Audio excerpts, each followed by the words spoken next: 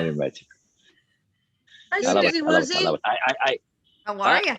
Am I right? Good. Yeah. Beena, Yes. Hi, I saw Beena. your name came up, but I didn't hear anything. So say again, Beena. Oh, I was just saying bye to Kay, and then yes, I was just looking at Sue and the blue turtle. Now you have to tell Cheryl the story. Please tell her the story. She needs to be in the loop. She needs to be in the loop. Okay. So first, Cheryl, hello, Hello, Beena. and we were missing you, and it's good to have you here. Yes, thank you. Good to You're be here. back. Very nice today. So good. What happened yesterday? Just to practice, we do that like some sort of fun games, kind of exercises.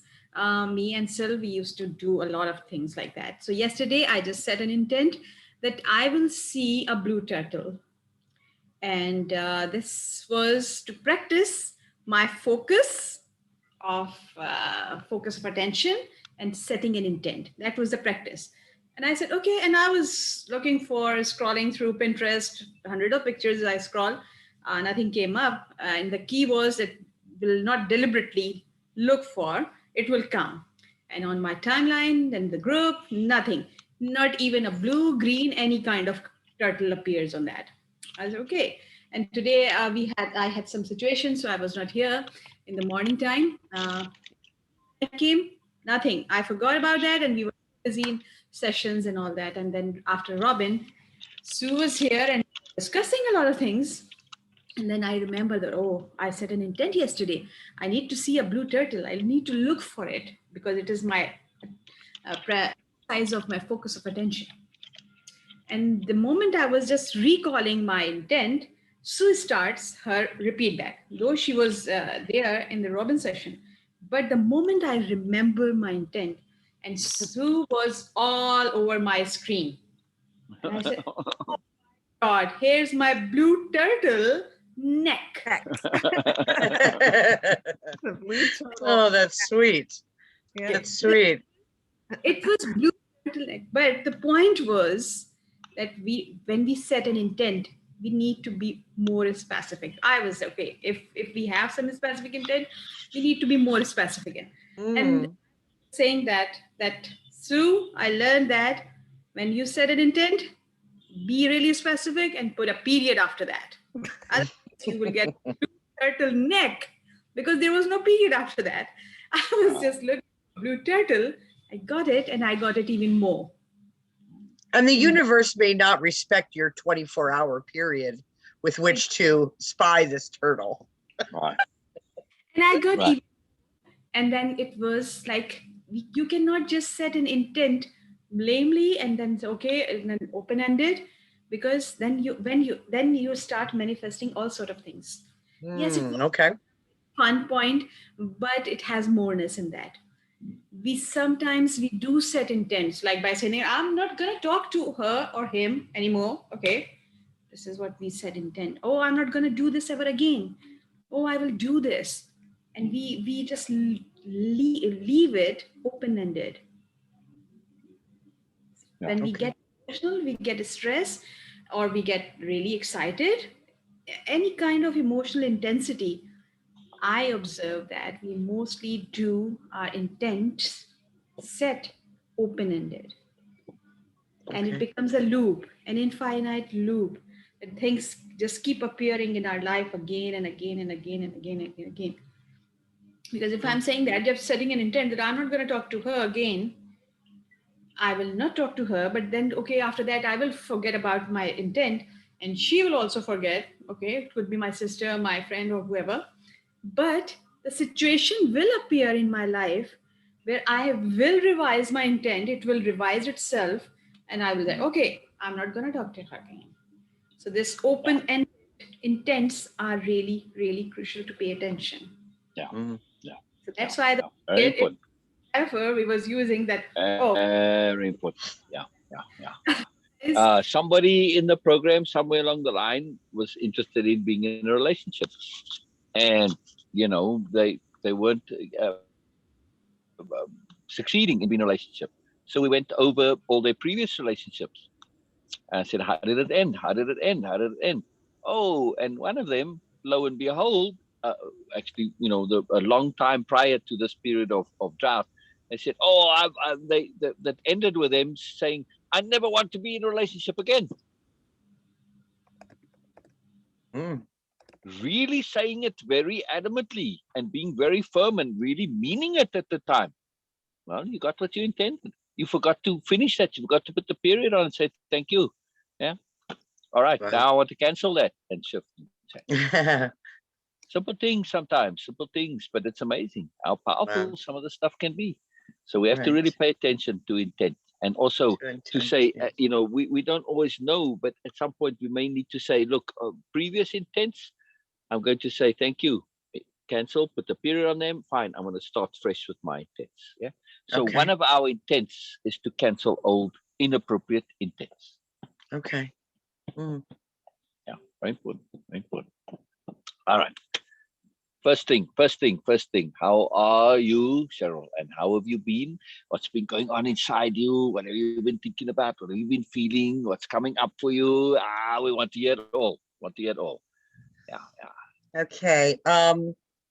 Work has been predominant and really challenging and tasking. What I'm learning through these sessions, and the person that I want to be almost feels as though I feel tested often. And I haven't been 100% successful. I've said some things and done some things that was the old Cheryl. There she was. And then there were other times that I handled it perfectly, and there was no reason to walk away from that day with a smile on my face, but yet I did. Yes. So please add into your dictionary of power right now, capital P, progression. This is what we want to focus on, not the times when you repeat the pattern from the past, but the times when you change the pattern from the past. That's it. That's all we're going to focus on, progression. Right? First, foremost, and absolute, we are going to only focus on progression. That's it.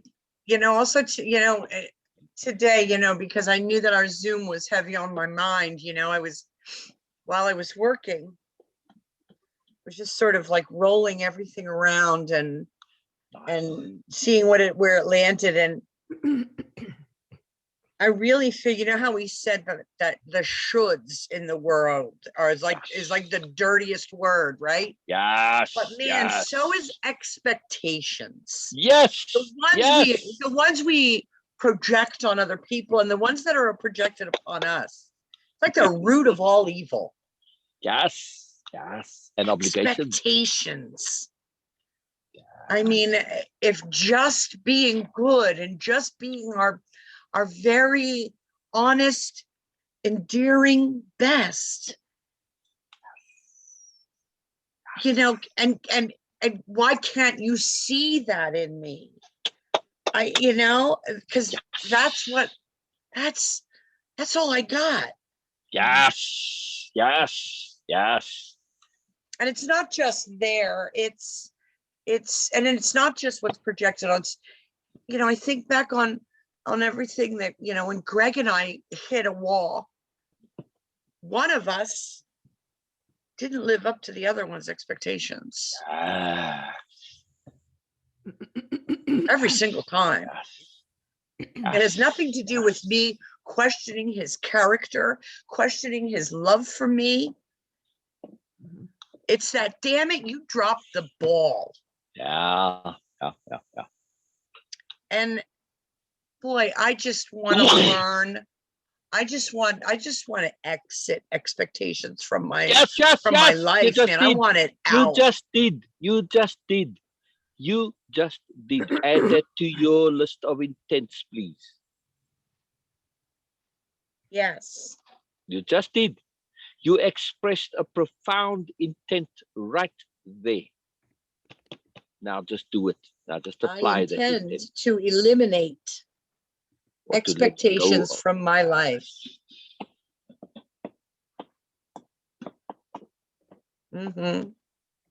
Yes. Yes. What was our number one rule of relationships earlier today, Sue?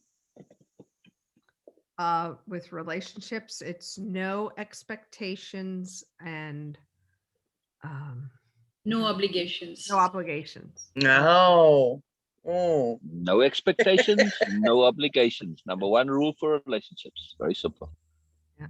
Very simple. It's something that I just Think shared for years and That's years like and years. higher level relationships, isn't it? Like, Beena? That makes the rest of us look like babies. Wow. No, I get the no obligations. Yes. You do it Yes. because you want to do it, not because you have to do it. Exactly. Exactly. It makes a big difference then. And then you don't carry an attitude or whatever with it when you are doing it. Wow.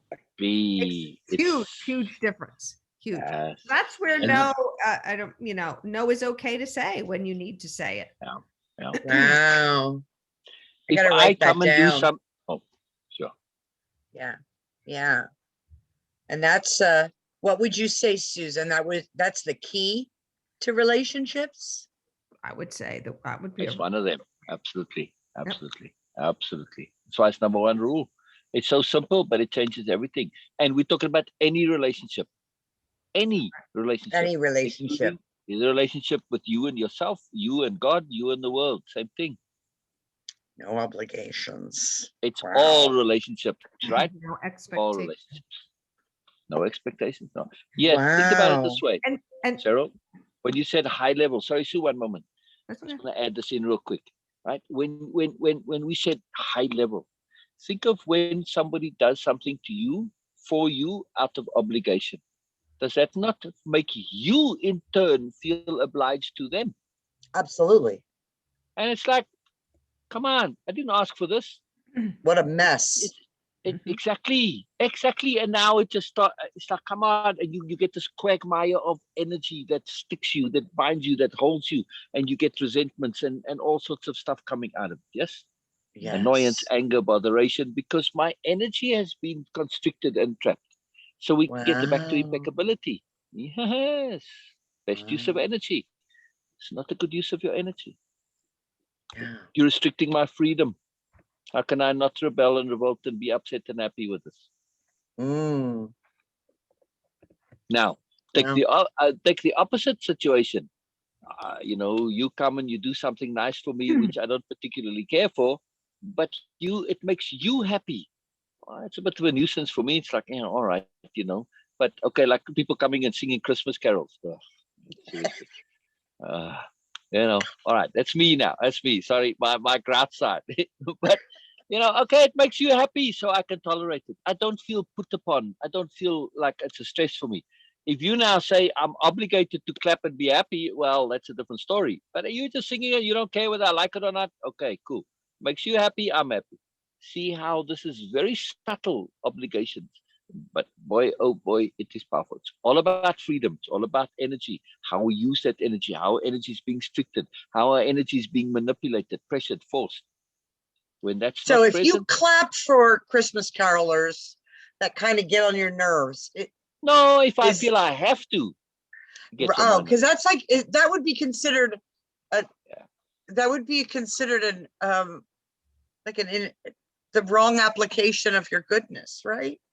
An inappropriate application of your goodness. If you're not being it's real. Forced. If you're not being sincere. Exactly. If they come and they sing it and they don't care whether I applaud or not, this is great. This is fantastic.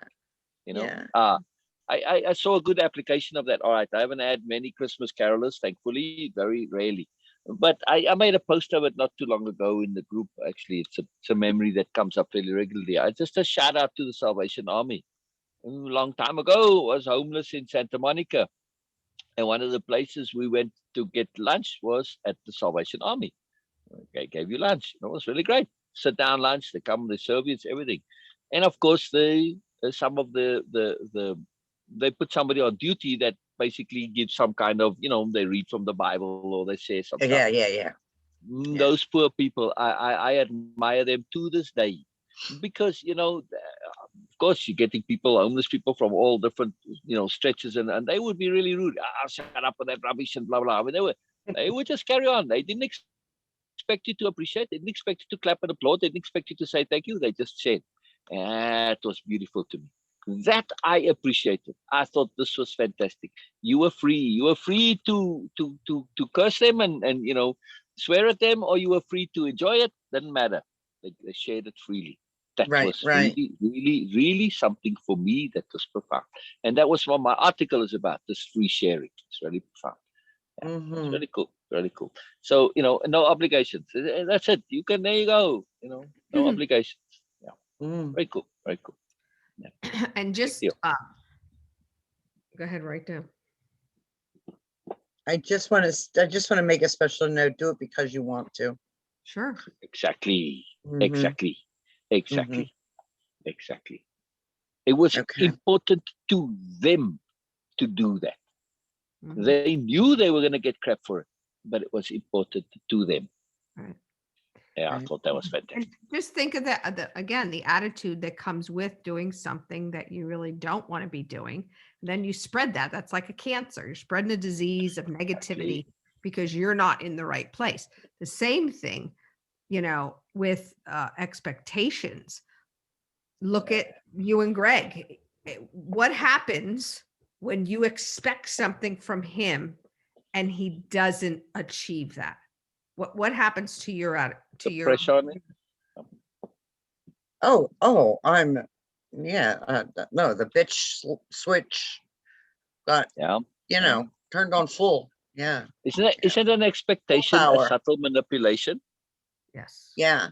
And I gotta admit, I mean, one of the reasons I'm saying that this is high level, I'm a little afraid of what Greg would do if he was not obliged to do it.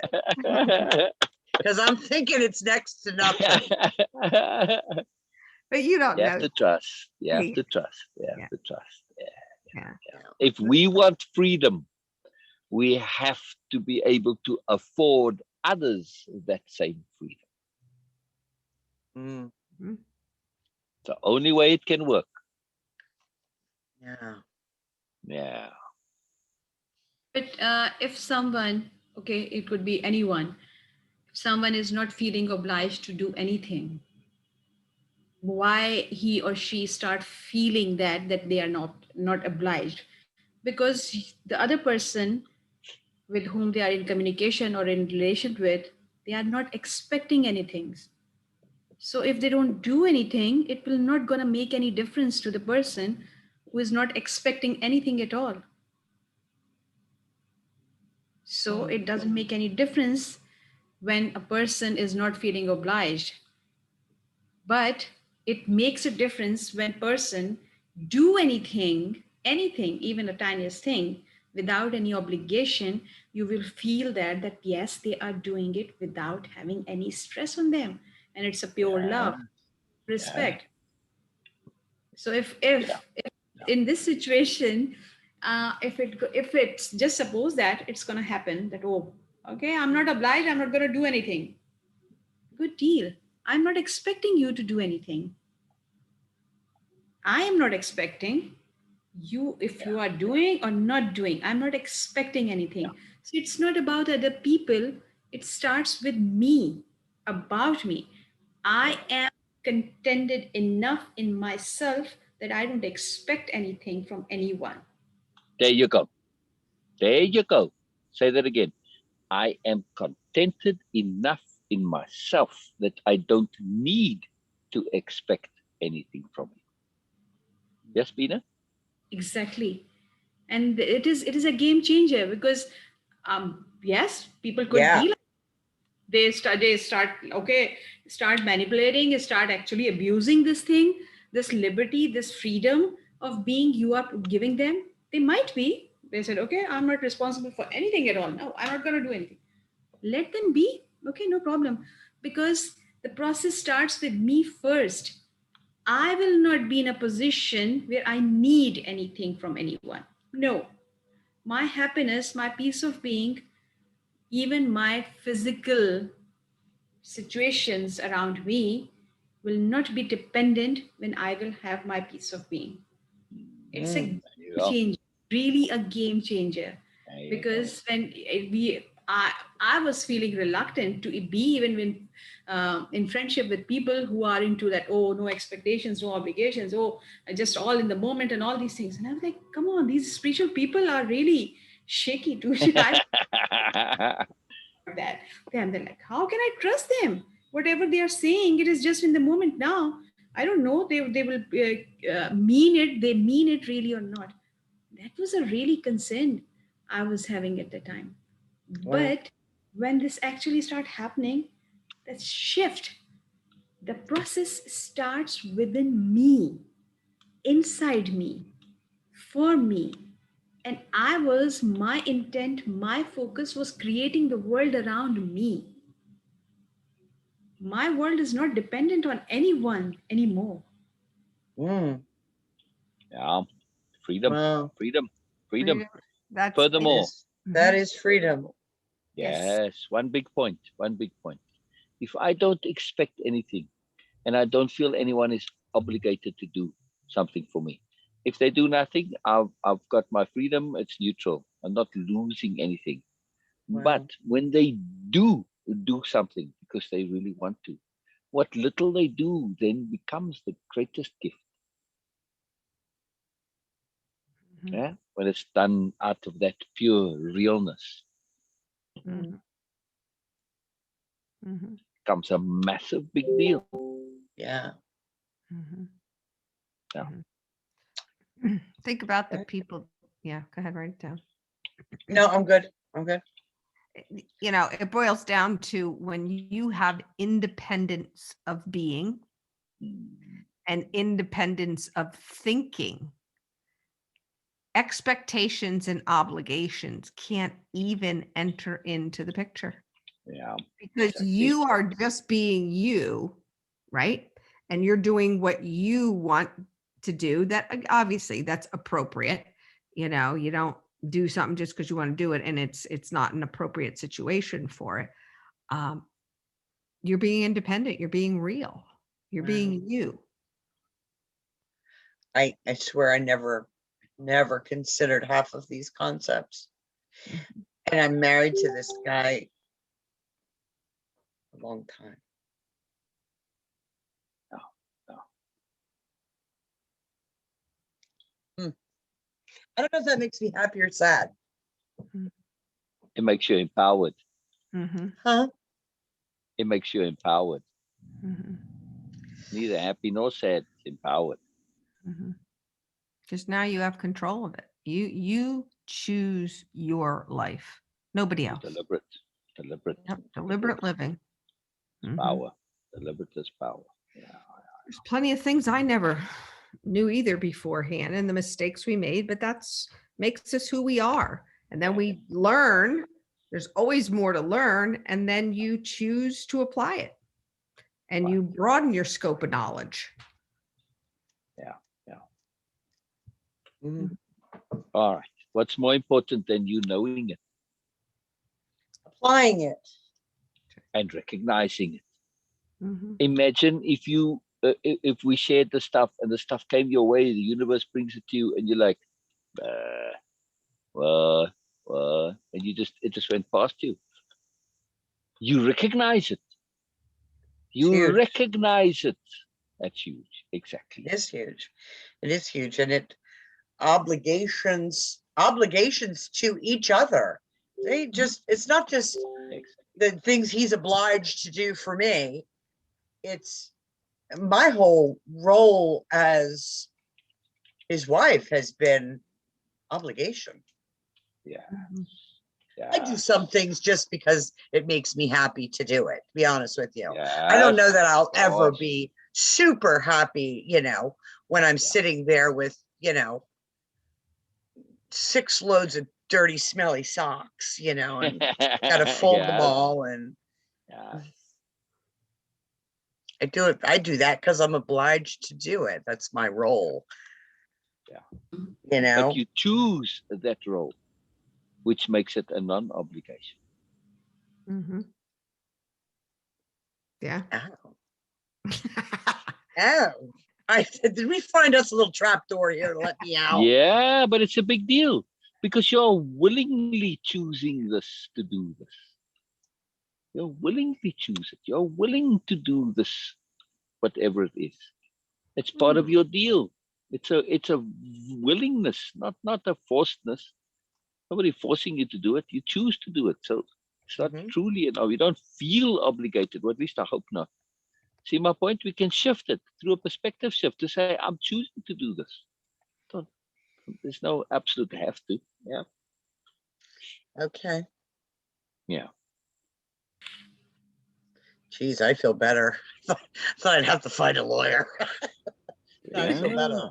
No, I was really, I can't tell you how that was really heavy for me. Mm-hmm. Yeah. Mm-hmm. Because I don't want to think the last 33 years was a complete sham. Oh, hell no. No. Oh, hell no. No. Oh, hell no. And, No. No. You'll learn how to also, in the whole big program, is learning how to do those mundane tasks, the cleaning, the incredible amount of laundry that he creates, but you're going to do it with joy, believe it or not. Yeah. And it makes a difference. It makes a difference. You look at it from a very, very different, it's perspective shifting, it's mood, habit, mood management, energy management, so many things. So again, so if you're irritated and mad because, oh my God, here's another basket full of socks. What do you think your mood is going to transcend into everything else with him, with other people? Again, it becomes that crazy vicious cycle there. Yeah.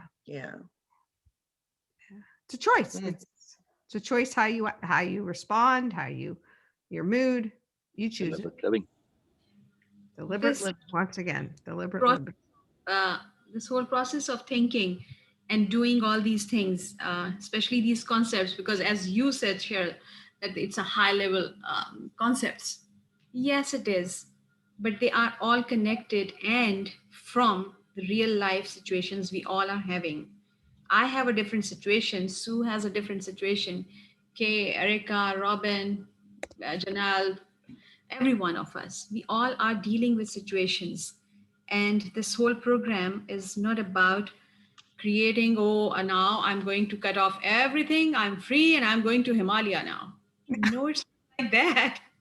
It's not like that, because, oh my God, I made a mistake and I'm going to like Kay was sharing with you.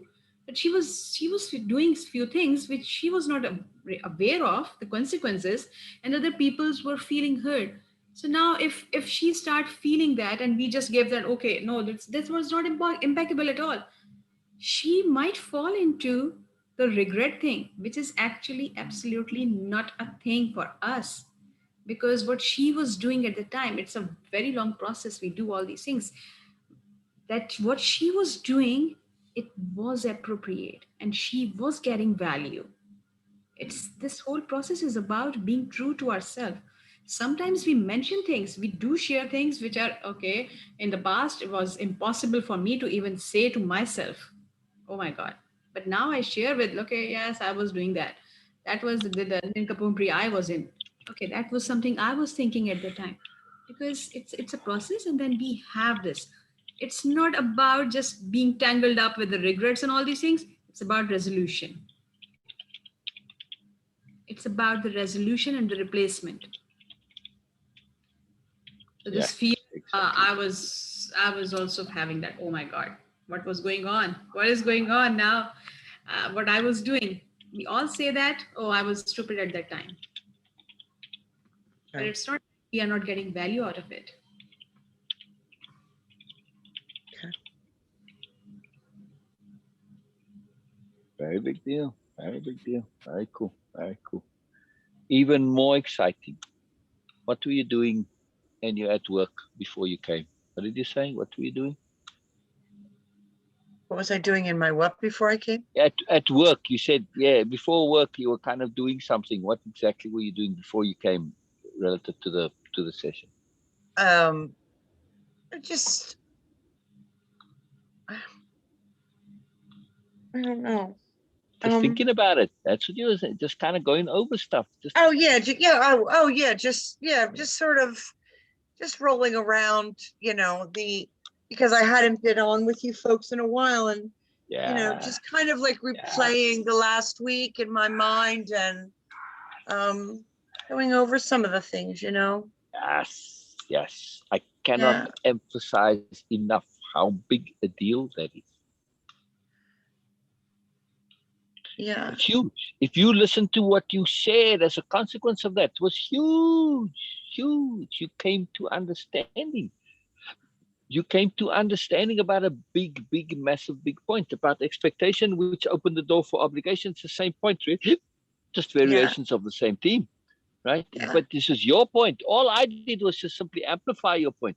Your point. Your point. Not mine. Your point. Because you spent time thinking about things. Yeah. Huge.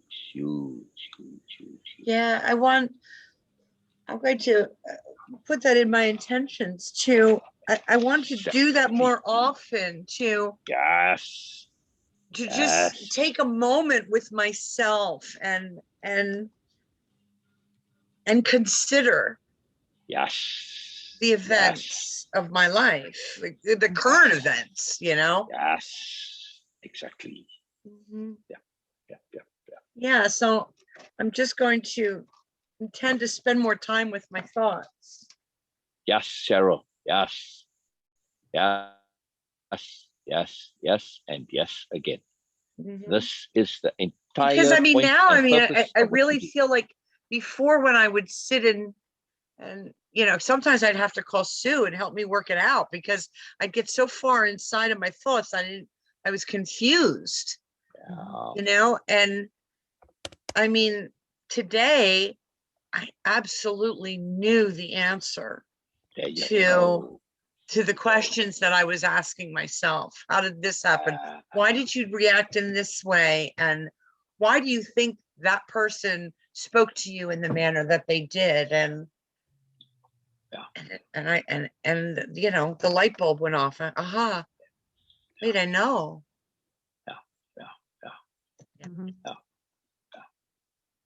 You are the one that does the thinking. And when you think things through to the end, especially, it's transformative. It's transformative. It's a very, very, very big deal.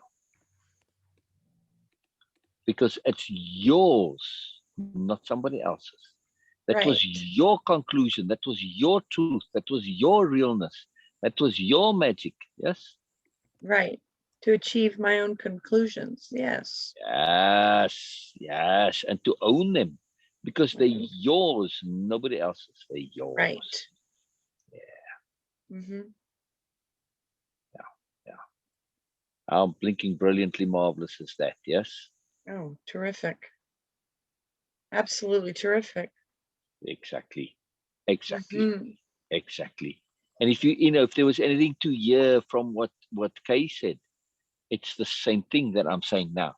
You could hear in what Kay, if you hear past the words, she was owning. She said self-proof. This was the important thing. Yes, the application, and then through the application, self-proof. And as we go, you're going to see every single participant, when we really pay attention to something, the opportunity to apply and then to gain that self-proof, it just comes. It's a magical thing. It happens, but it's there. It's already starting to happen to you. Incredible. So just be aware that you are the agent here. It's you the agent. It's all about you. Your thoughts, your thinking, your owning, you making it real. We just facilitate this process. We just provide you an environment. Like Kay also said in the session, she was sharing the transformation for her was that she had an environment where she could repeat herself over and over. Sometimes, we go with the same whole session, just one point. I didn't quite get enough. And she say it again and say it again until we finally figure it out, right? But she's the one. We just sit there and just, okay, she could be awkward. She could be uncomfortable. She could be uncertain. She could be fearful. She could be anxious. She could be whatever kind of nonsense she wanted to be, because the intent was to sort it, to resolve it, to get to the end. That's the intent, yes?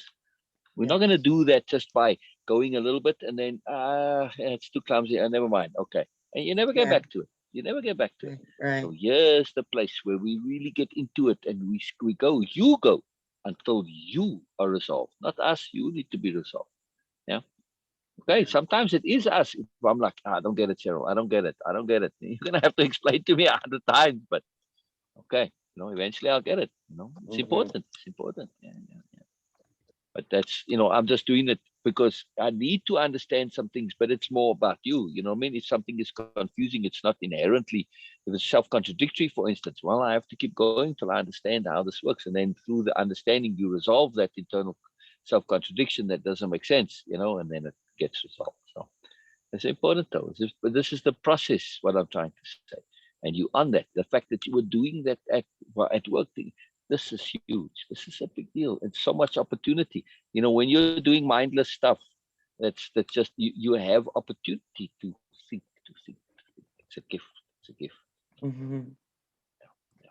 It's a big deal. It's very cool. Very, very, very cool. Most exciting.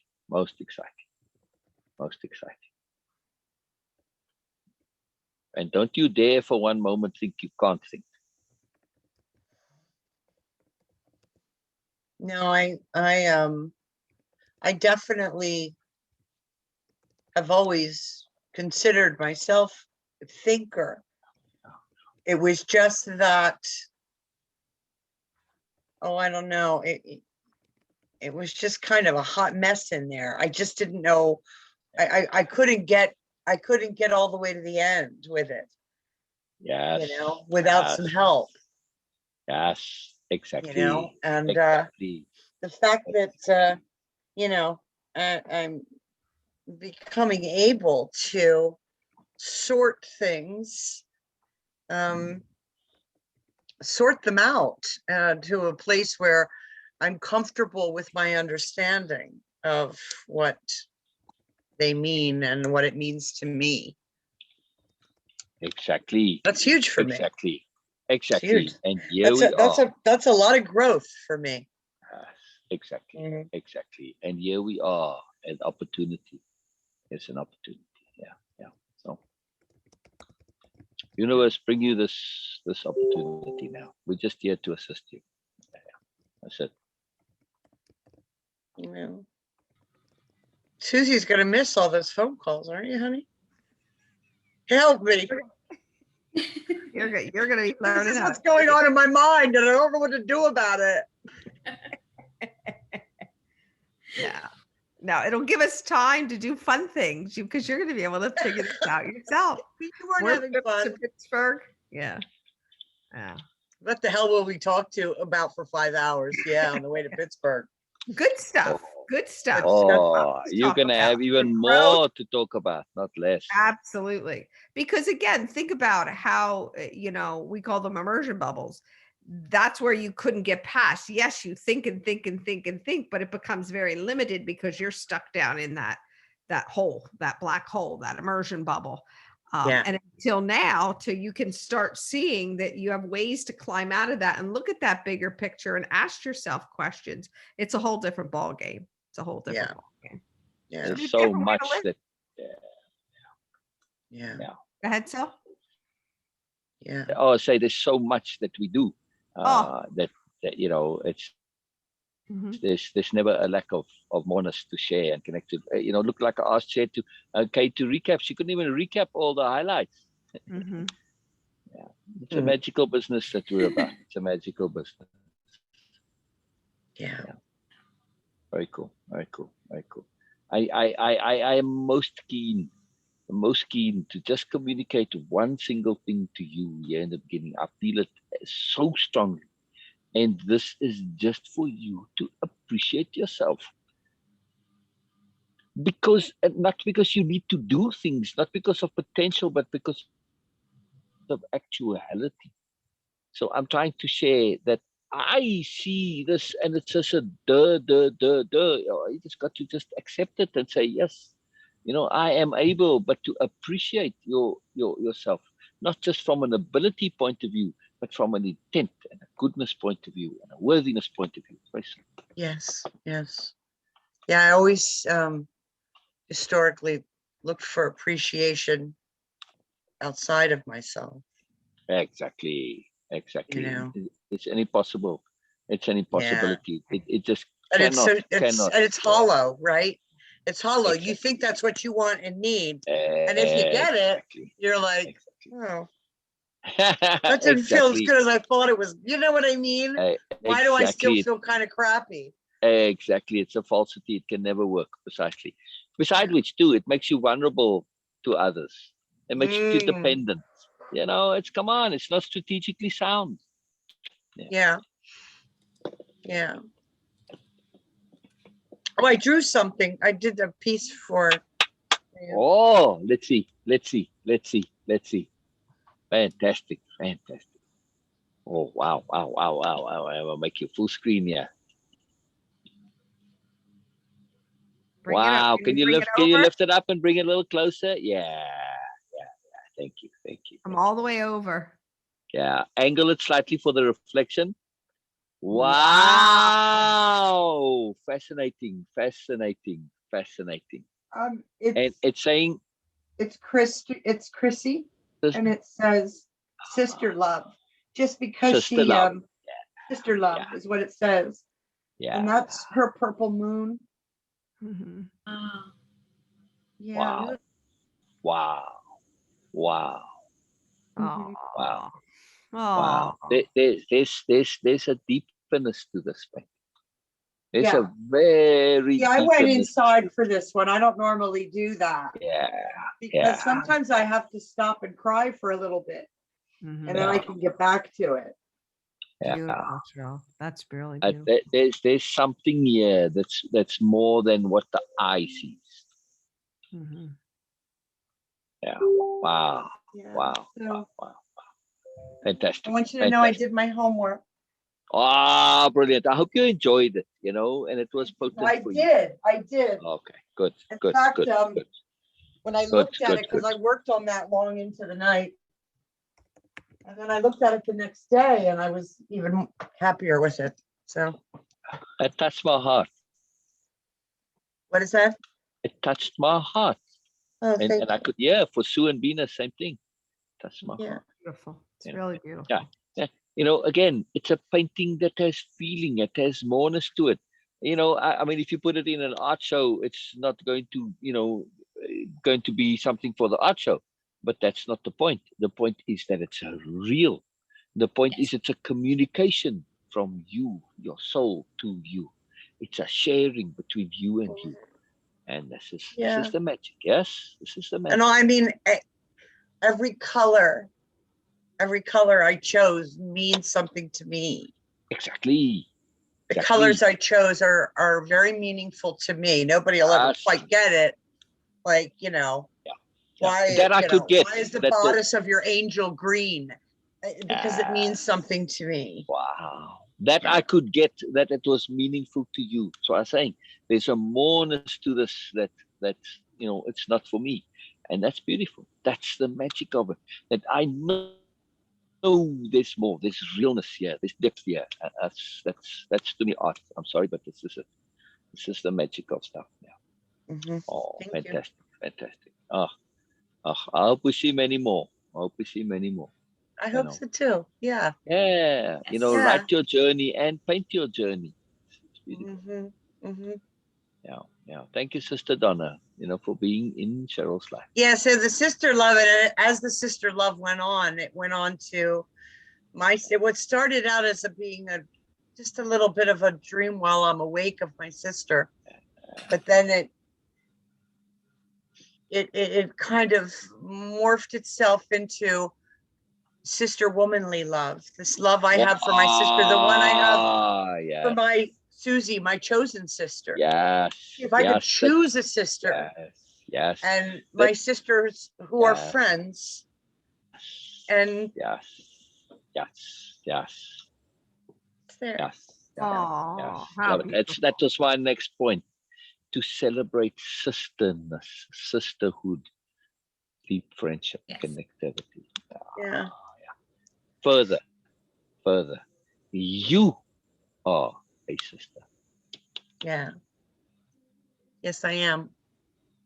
You are somebody. sister love. To someone. Yes. To many people, you were certainly that to Sister Donna.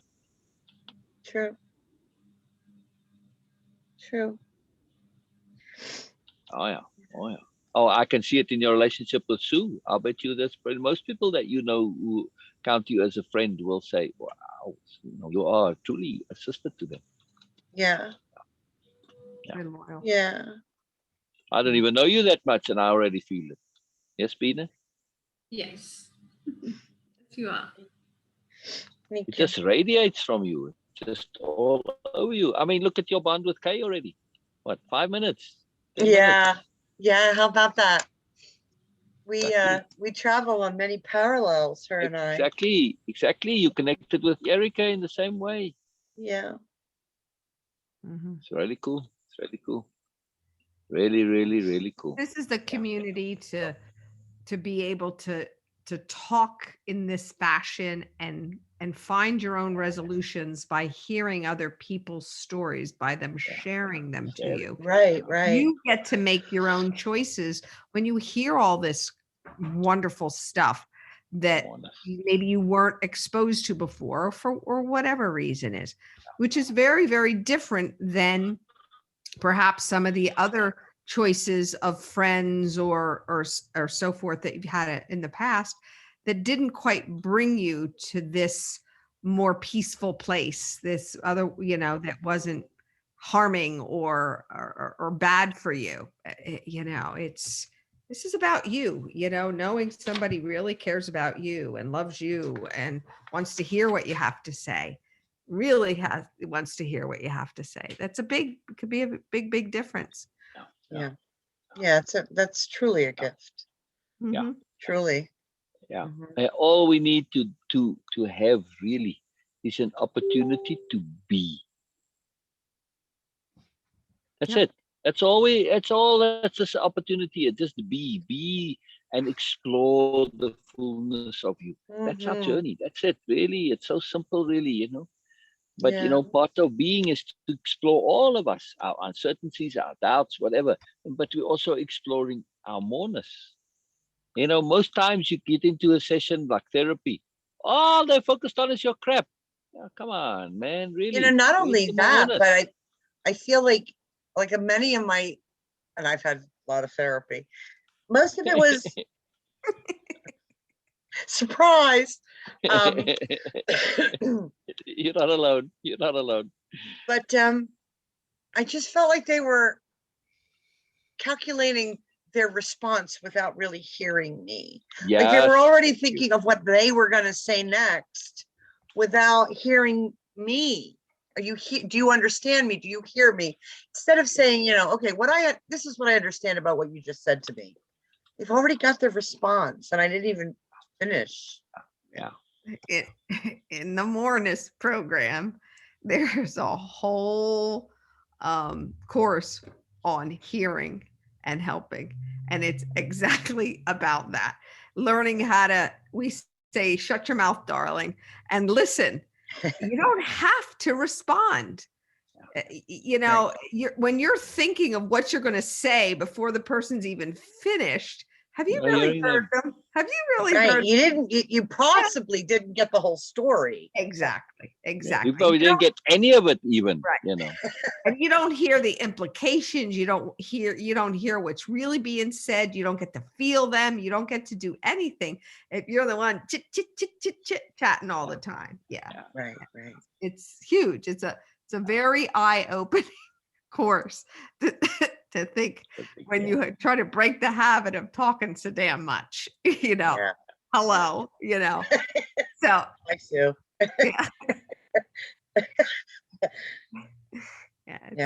Very cool. It's so much, and then it's celebration too. Really, this is what I want to communicate. We're not here to fix you. We're here to celebrate you. And we're not being false or phony. It's just not a bullshit deal. I'm going to prove to you know what? I what can, it is that we celebrate. I can see, I think my phony meter's pretty good. You know, I know when somebody's, Exactly. you know, Exactly. Yeah. Exactly. I know when somebody's bullshitting me. Most of the time I can tell, unless they're really, really good at it. But then, you know, something like that is very short-lived, isn't it? Exactly. You know, Exactly. I don't know what the end game is to falsely care about somebody. What's Yeah, exactly. But that's their problem, not yours, right? Yeah.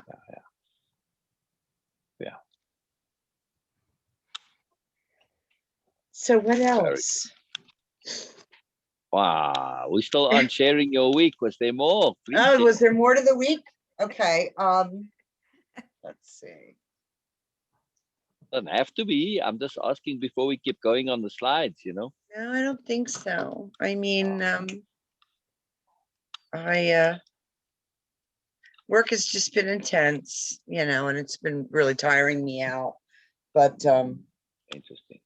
yeah, but I have a great, I guess, you know, one of I don't know, maybe it's the new shift, but I tried not to focus so much on how rough this week was, because next week and the following week are banner. I've got time to myself. They've adhered to my schedule exactly as I've asked. They, you know, haven't touched my Tuesday and my Thursday, and you know, I got my vaccination. That brings up a point. Oh. So I thought, do you want Tuesday again next week, the time slot, or because Kay asked about, so I just said, okay, it's permanent now, so we can keep the Monday, Thursday. That's We can go. fine. We can go No, back. I don't to want the to keep jerking Kay around. No, it doesn't jerk her around, because it's, you know, she could just stay in that time slot and we can just leave this slot open, so it doesn't matter. But she doesn't have off Mondays. You don't have off Mondays. You requested off Tuesdays and Thursdays from work. I have Tuesdays and Thursdays now. Okay. It was only for this week. It was this week that today. I misunderstood that. Okay, not a problem. Then we go back to Tuesdays, Thursdays from next week. Yes. Okay. I mean, that's what your schedule is now. I mean, you say, because we have this luxury now that we can choose. So it's your choice. Yeah. So let's. I mean, and you know, if we need to adjust the time, whatever. Is Kay now in the 9 to 11 slot, or? Yes, but we can switch that back. It's really not a problem for Kay. So if you, but this is Monday though. But if your schedule is opened up and you requested Tuesday, Thursday, then we do whatever works best for you. Yeah, because Tuesday is open as well, so it doesn't matter. Yeah, we'll do Tuesday and Thursday. I did kind of like the extra split, but I know, me too. I had asked for Tuesdays and Thursdays, and then you know, of course, they had that was a really big request, so they had to like screw me up. Then we got to honor that. Then we have to honor that. Yes. Okay. So just do this to because the split is fairly close. Do in the weekend and in between, do enough for both sessions. Okay. You know what I mean, just kind of and then if you have to add a little bit on the Wednesday, you know, but then that's it. So then we fine. That's a good way to do it. Yeah. All right, let me adjust the Tuesday and Thursday. She was at 9 o'clock our time. Yeah. 9 to 11 Eastern time. Correct. So you might as well just keep it that way if you want. I'm going to go adjust it right now, so don't forget. Yeah. Do it now. Later never comes. Do it now. Okay. So we got 9 to 11 your time, which will be 7 my time. Yes, that's where I have. All right. Very good. Okay. Now I actually like this because our Mondays are very full. You know, it's like all the sessions are full. So Yeah. I Well, like if that. K- I like that. yeah. Yeah. So, and that Well, if gives me a Kate- little bit of a break there. Yeah. So if Kay wants 11 to 1 on a Monday, that should be fine. Exactly. I'll leave it up to her. Exactly. But she's it's either way for her. It's not a biggie. Mhm. That was the slot that was available at the time. Because Kay shifted her schedule quite a few times, so it's not a problem. So it's all good. Okay. She's happy. She's gonna miss you after her though. She enjoyed having you overlap with you. Oh. It is what it is. Yeah. Yeah. And she was happy for that. She was happy for that. All right. Very cool. Very cool. All right. So let's get back to the notes. Yes. Mhm. Where were we last time? Or do you want to start fresh? Did you redo them all, or are we just going to continue? Either way is fine. Gotta go back. I have lots and lots of notes. All right. All right. Lots well, you just and start lots. sharing your notes. You just start sharing wherever you at. Start sharing. Tell us what slide you're on. Are you going to start from the beginning or last note? No, I didn't. No, I didn't redo them. I redid a couple of them. Okay. Just share your notes. Don't worry too much about the slides. We'll catch up. Just share. I want to talk about.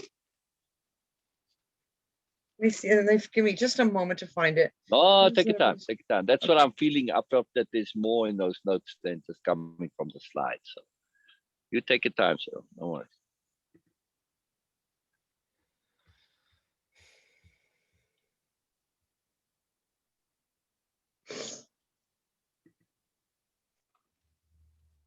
The last thing I remember talking about and noting here, and I still have some confusion on it, and that's internal confirmation. And I wrote using or seeking out events or circumstances so I can justify and reinforce beliefs that I've created or were created for me. Say that again, please. Internal confirmation, using or seeking out events or circumstances so I can justify and reinforce beliefs that I've created or were created for me. So this is kind of like a reverse confirmation bias. Or actually, it is kind of a confirmation bias, right? Like the detective and, okay, who committed the crime? Well, must be the drunk husband who killed the wife. Well, that's like and then they find all the proof to support this belief when it's in fact not so. But it's just that your brain tends to support what you believe. If you already have the belief, you find external validations to support your belief. I see. I see. So it's confirmation bias. Exactly the same thing those detectives do.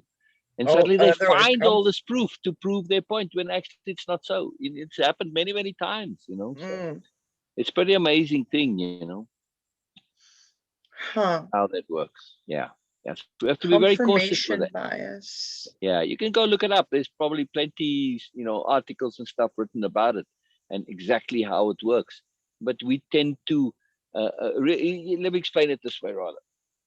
All right. So in any given day, any given moment, we are aware of zillions of things around us, right? I mean, it's just in terms of you break everything down to detail, screws and knobs and hinges and paint and all the stuff. Tons of detail around us. We get overloaded if we were literally absorbing that. So we filter our world. Yes.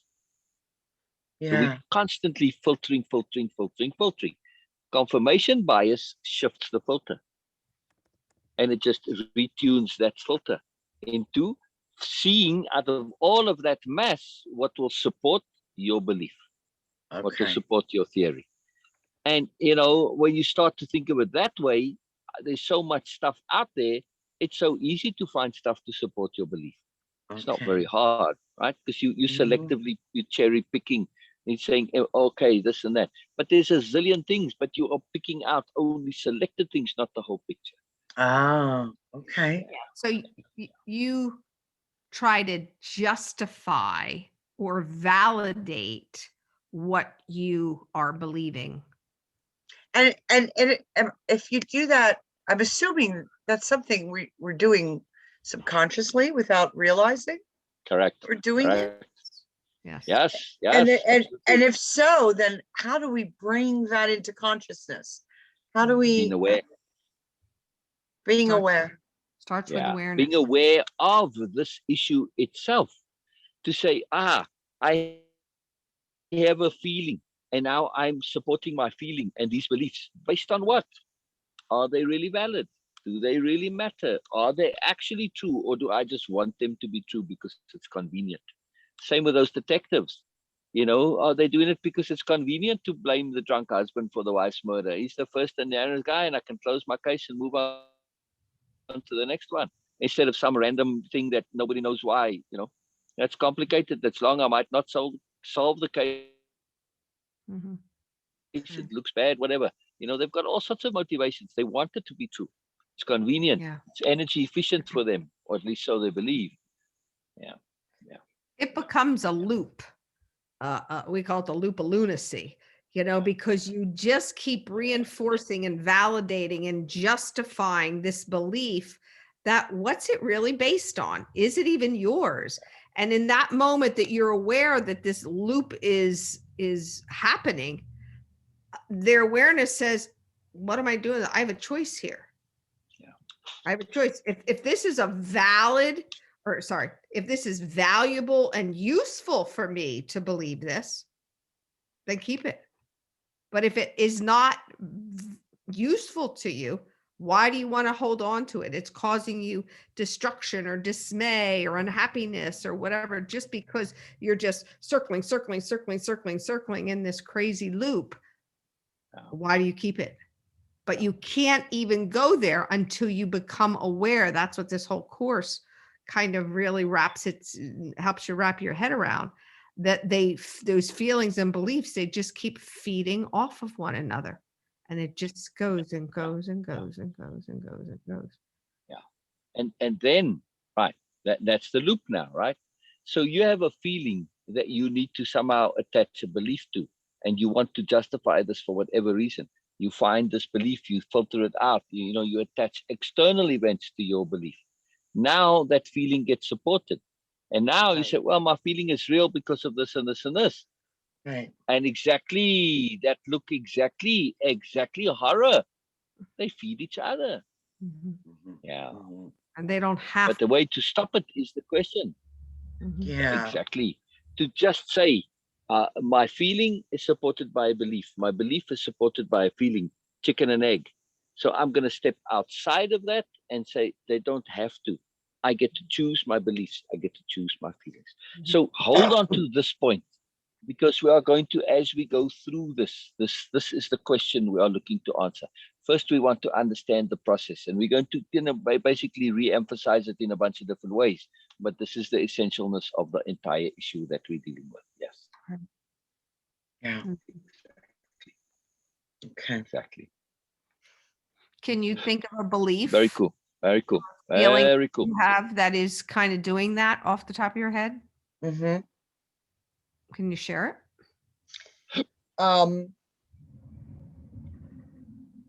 I have a new boss. Mm-hmm.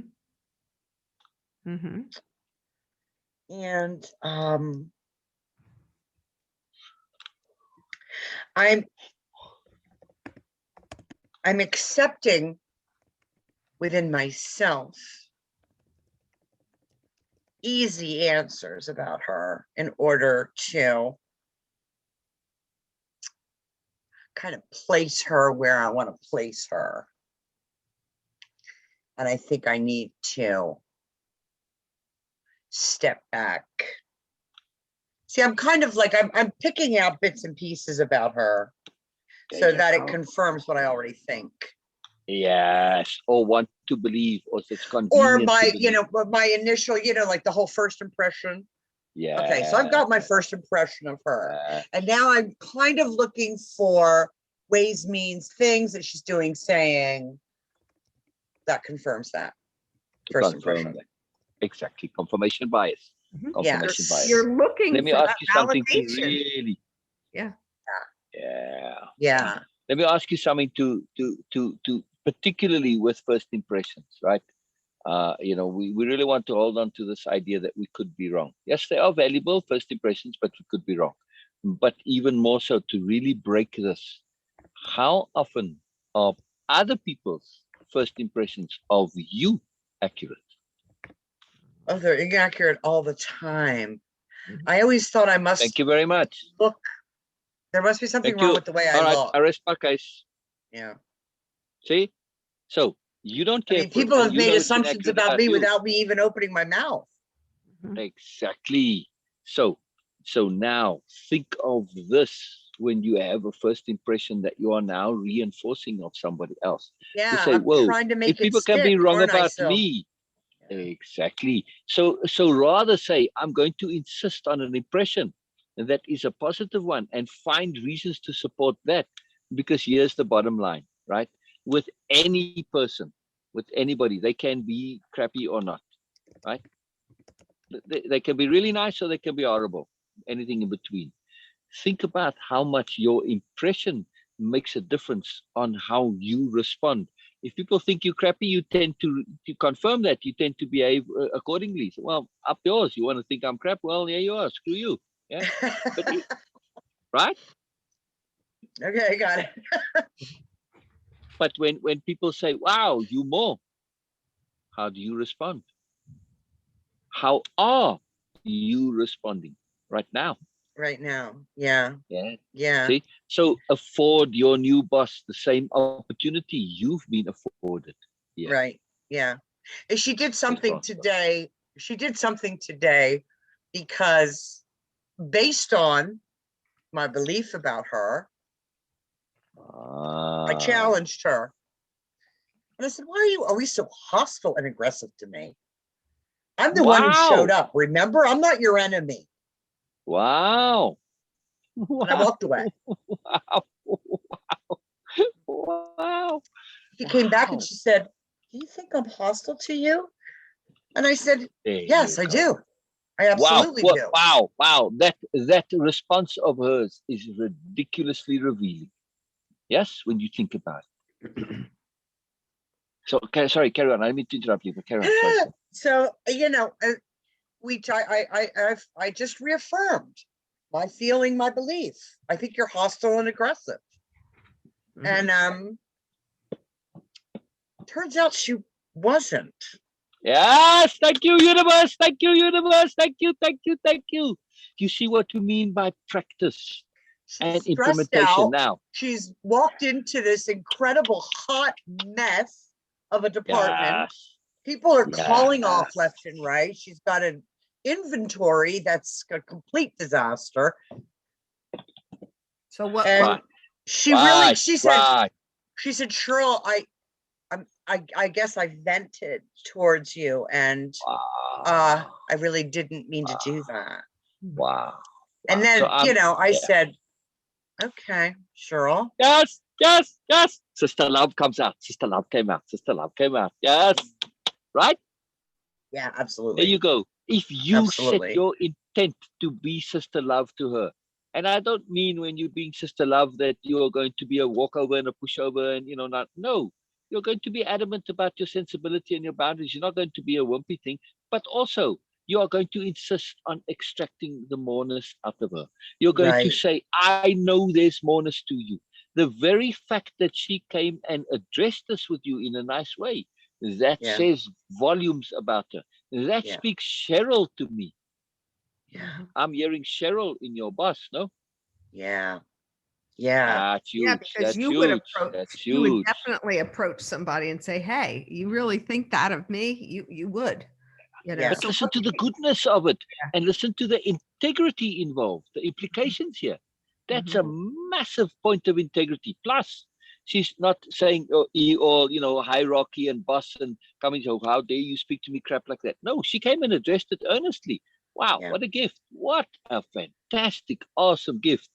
So right here, change of thing. And, you know, I don't know how you would deal it, but I would recommend you go and, you know, say, hey, I want to start over. You know, I would like to continue our conversation. Yes. Yes, the dust has settled. I changed my opinion. And let's what a gift. Let's work together. Let's work together. I get it. I get it. I can help you. Yeah. Yeah. So exactly. Exactly. she's a gift for you, and you Right. are a gift to her. Mhm. What a thing! What a thing! What a thing! So what can you now see positive about her instead of trying to validate and justify what you Well, you have a thought different she opinion. was? Right. So Yeah, now how would you talk about her positively instead of negatively? well, that she's open. She's Yeah. she's tough, Mhm. but she's Yeah. open. And she's a lot more like me, a young version of me that I'd probably like to admit. That's what I got the She's only impression about too. 30 But years she's got the old. good heart. Yes, she's got the Yeah. good heart. No, and Yeah, she's honest. she's taking her position very seriously, and Yeah. it's affecting her. It's Yeah. just affecting her delivery. Mhm. And she's real. No, Yes. Yeah. she's earnest. Yes. It's like you. Yeah. It's like you. Mhm. Yes. I'm just listing your qualities. She's honest. Yes. Yeah. It's She's kind of a amazing. bit fearless too. Yes. Yeah. It's amazing Yeah. how people mirror us. Yeah. Mm-hmm. So And it's amazing how initially we don't like what we see. Because initially I did not like what I saw until I looked a little further, took a step back from my own judgments. Maybe because the first thing Syl ever said to me was, why do you want to, is it because you're judging yourself? I had said that I wanted to be less judgmental of people. And you said, well, maybe you need to stop judging yourself. Yeah. And in a way, I saw myself in her and I judged her. Yes. You got a sister. You got a sister. You got a sister. Right? Yeah, absolutely. You got a sister. Absolutely. And you get to be a sister. Yes. Yes. I can. Yes. Yeah. I can, Yes. you know, I can make things better for her. Yes. You have such a big heart. You have such a big heart. It's ridiculous. It's ridiculous. Yeah. Stop. As long as I'm not sitting there trying to confirm the fact that he's been treating me disrespectfully and unfairly. Exactly. And share with her, say, hey, yeah, you want to get the best usage out of me? Here's how. Give me tasks I can accomplish. Give me tasks that I can feel I've made a difference and that I can do in a day. And make me your ally, and I'll be your ally. I will help you in every way you can, as long as I feel that I'm being useful and I get to accomplish. And I will be a fantastic ally for you.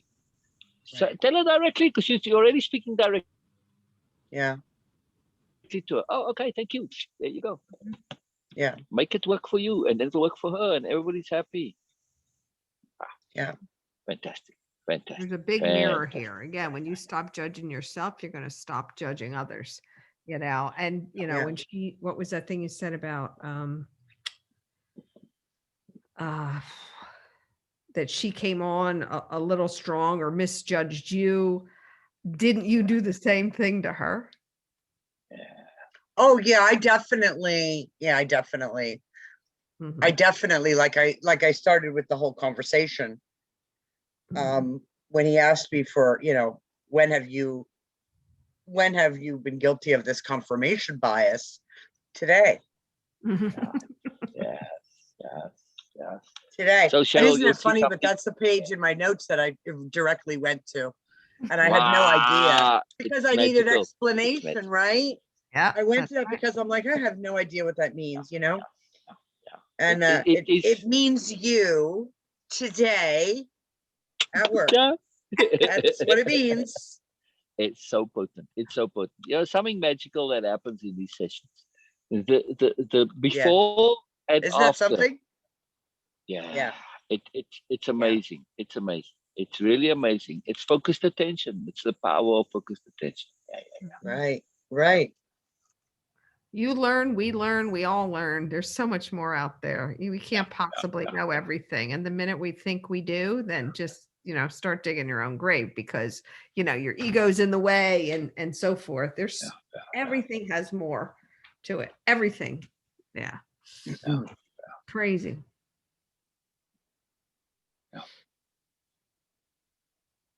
Give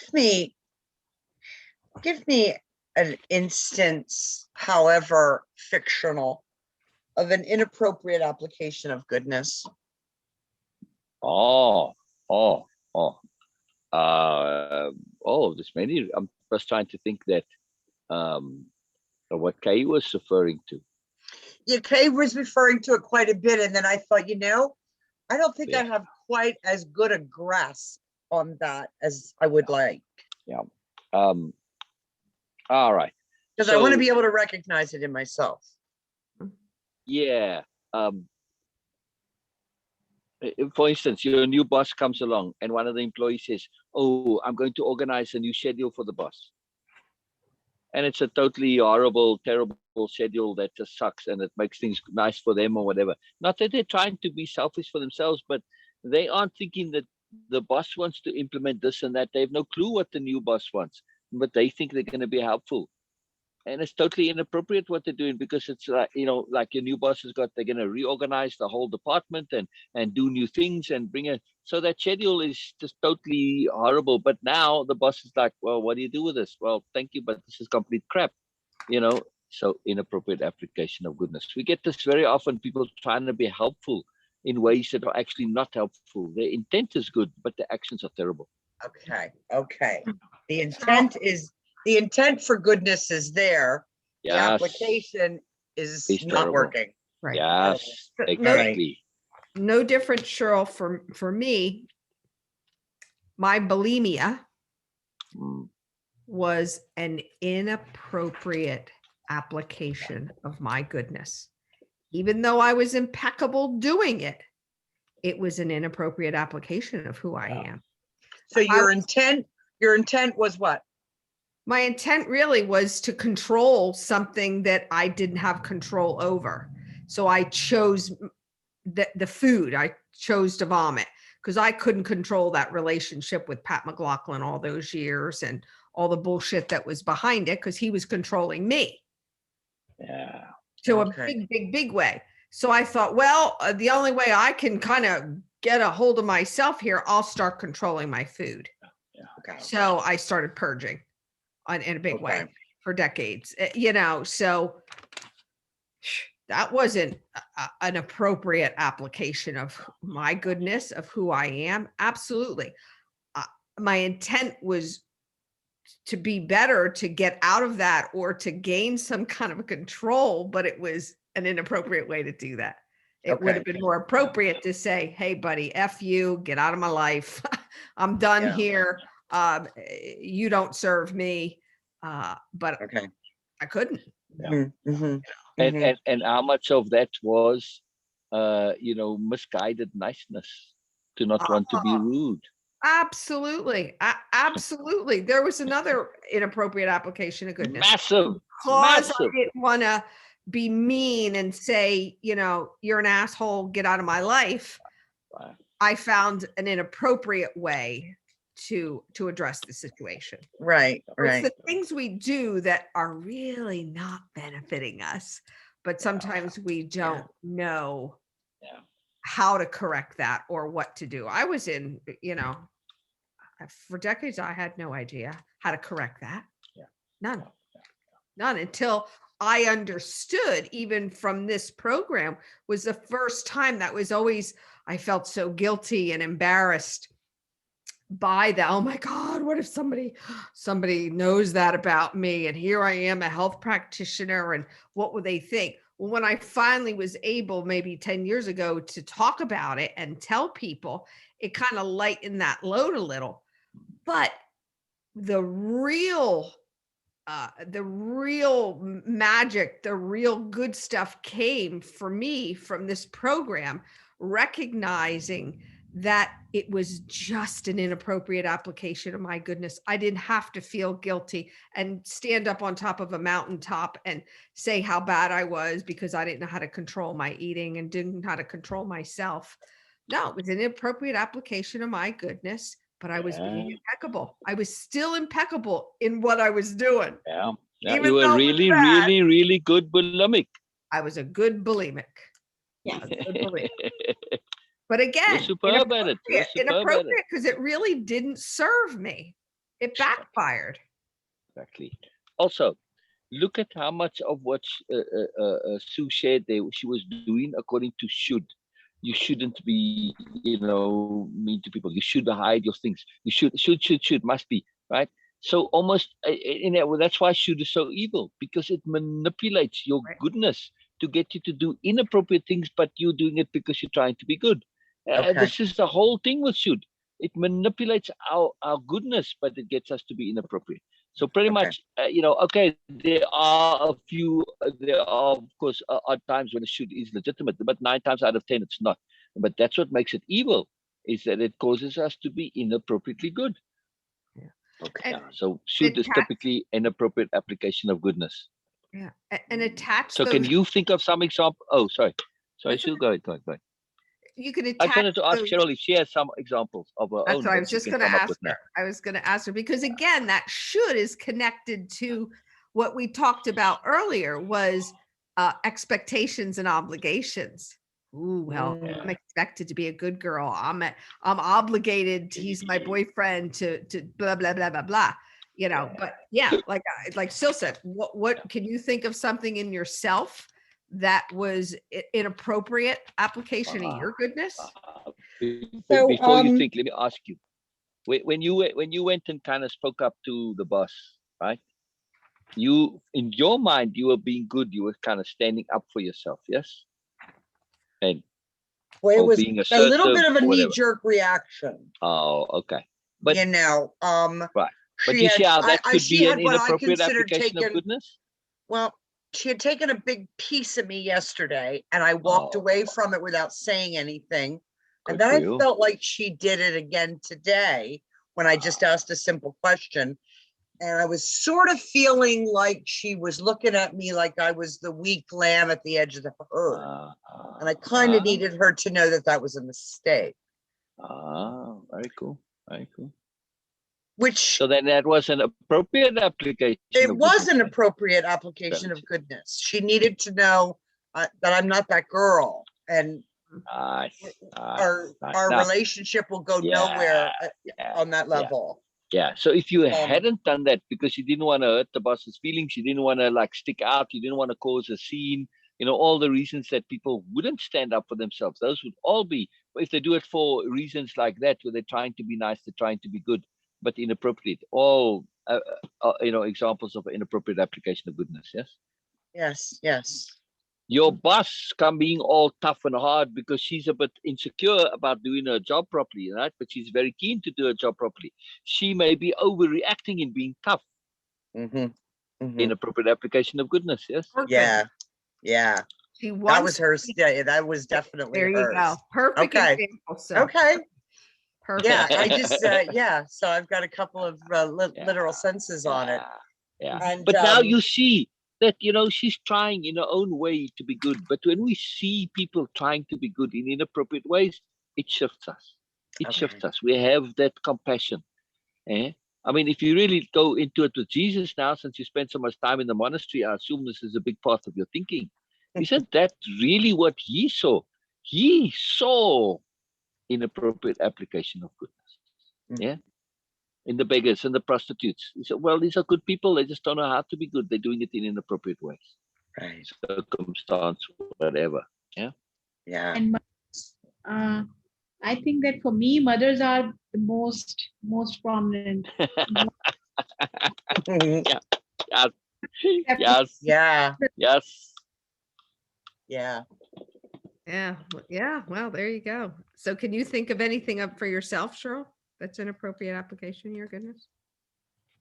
You want the big one, Sue? Because it's the first thing that came to me. Go ahead. What was it? The day of the accident. Wow. Let's hear, Cheryl. Let's hear. Please share. If you can. You don't have to, please. If you want to, this isn't a big deal. No, I can. I think I can. Oh, cool. But boy, that you went right to that. This to me it's where my heart went. Wow. So the day of the accident, it's a little bit multi-layered, but it was a beautiful snowy day.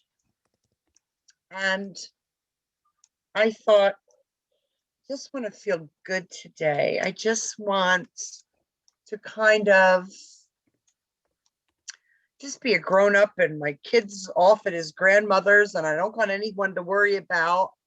And I'm not going to go to work. I'm going to stay home and watch the snow fall. And that was a good intent, to just relax and have a nice day and a beautiful, watch the snow fall. But for some reason, I made the decision to drink that day as well.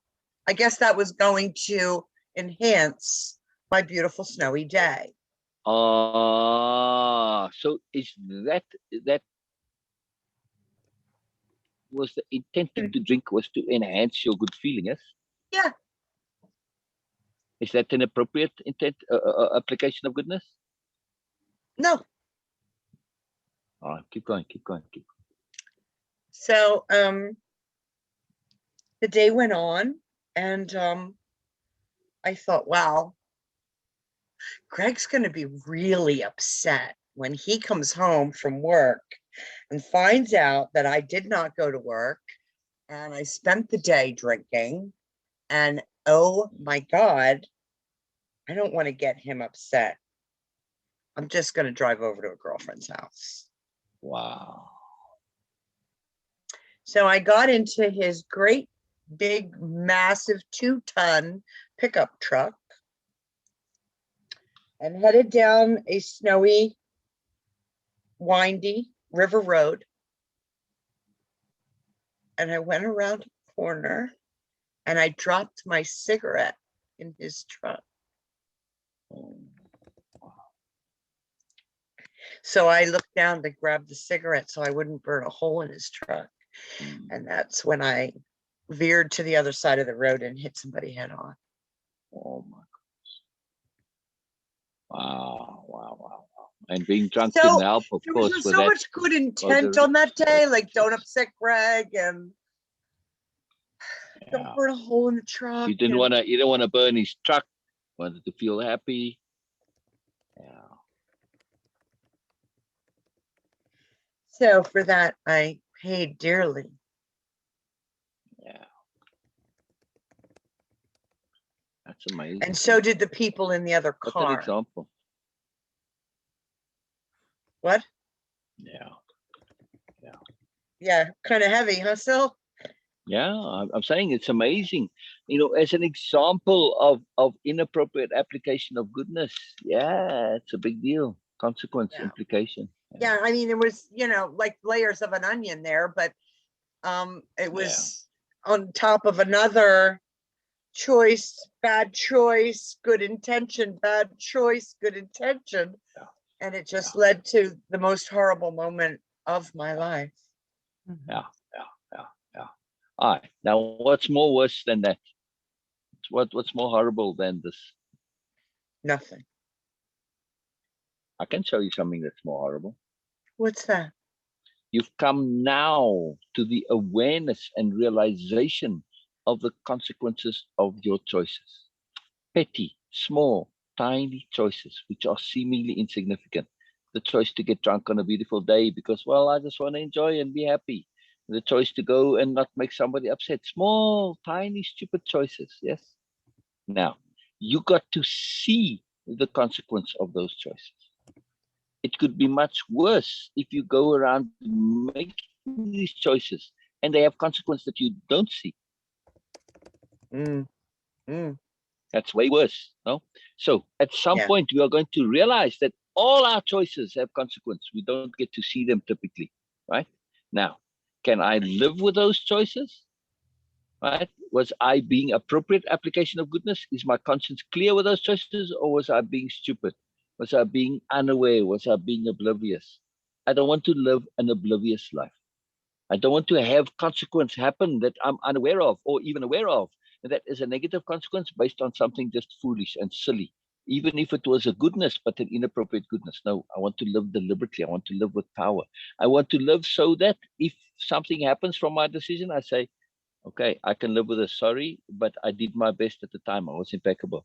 If something bad happens, so be it. But not to be able to live where I'm going to regret my decisions because they were just ridiculously trivial and foolish. Yes? Yes. And pay the consequences for it.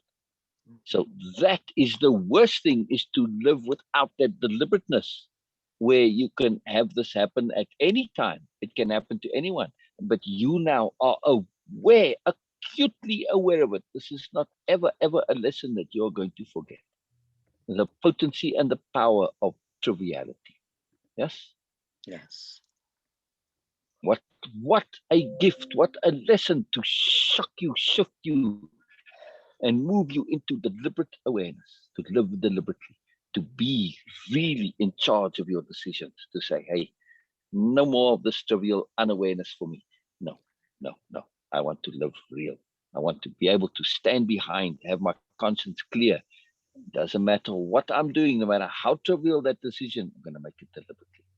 Yes? Right. And do it in such a way that I can stand behind it, that my conscience is clear. That's impeccability. Yeah. Yes? Yes. I'm going to be thorough and disciplined and diligent and conscientious and all of those things when I make my decisions. I'm going to use my energy to best effect. Right. Those things that you did there were not particularly good uses of your energy. Yes? No. What a lesson. And what I haven't, over the years, I haven't been always impeccable. Yes. I haven't always been wise. Yes. And yes. That's why, for me, the responsibility of the awareness is so huge. Because I can't be stupid anymore. You can't be unaware. I cannot be unaware of the fact that I am making conscious choices, knowing that is my intent good? Is my application good? Is it working? Will it work? Is it right for me? Yes. It keeps coming around back to that. Exactly. And I love the way I'm seeing it, like in another, because that was sort of my intent, but I'm seeing it everywhere. Yes. And in the boss. Yes, Cheryl. We tend to look at things in the local, in the immediate. This isn't just about this life. It's about your soul. This is about all your lives. This is about your forever. At some point, we if we have this habit of doing simple things and not thinking about it and being unaware, that's what I'm saying. There's a greater horror at stake. To live for how long, forever, in being in that bubble of unawareness. Oh my God, that's just the worst of the worst, right? So what do we need to shock ourselves out of this? Yes, if it's something awful like this, boy, what an awesomeness. And my just the deepest appreciation and thanks to the two angels in the other vehicle. The two angels, what? Two angels in the other vehicle. The willingness to sacrifice on your behalf. Yeah, exactly. That's something to think about, no? Absolutely. It's huge. That's huge. It is huge. It's huge. Many of the years at the convent were spent praying for them. And talking to them in my, in my heart, having conversations with them. In the same way as I recommend. They did not die, by the way. Right, I know. Okay. Sue mentioned, I think so. It's regardless. I would recommend. But they suffered horribly. Yes. Okay, and are they still alive now? The one gentleman, he actually died of cancer. Okay. Like a year after the accident, because He Wow. didn't even know he was dying of cancer Oh, Wow. until the Wow. accident, and they did the body scan to look for broken bones. Wow. Yeah. Wow. So, And so the other man, I don't know. I think he Wow. relocated.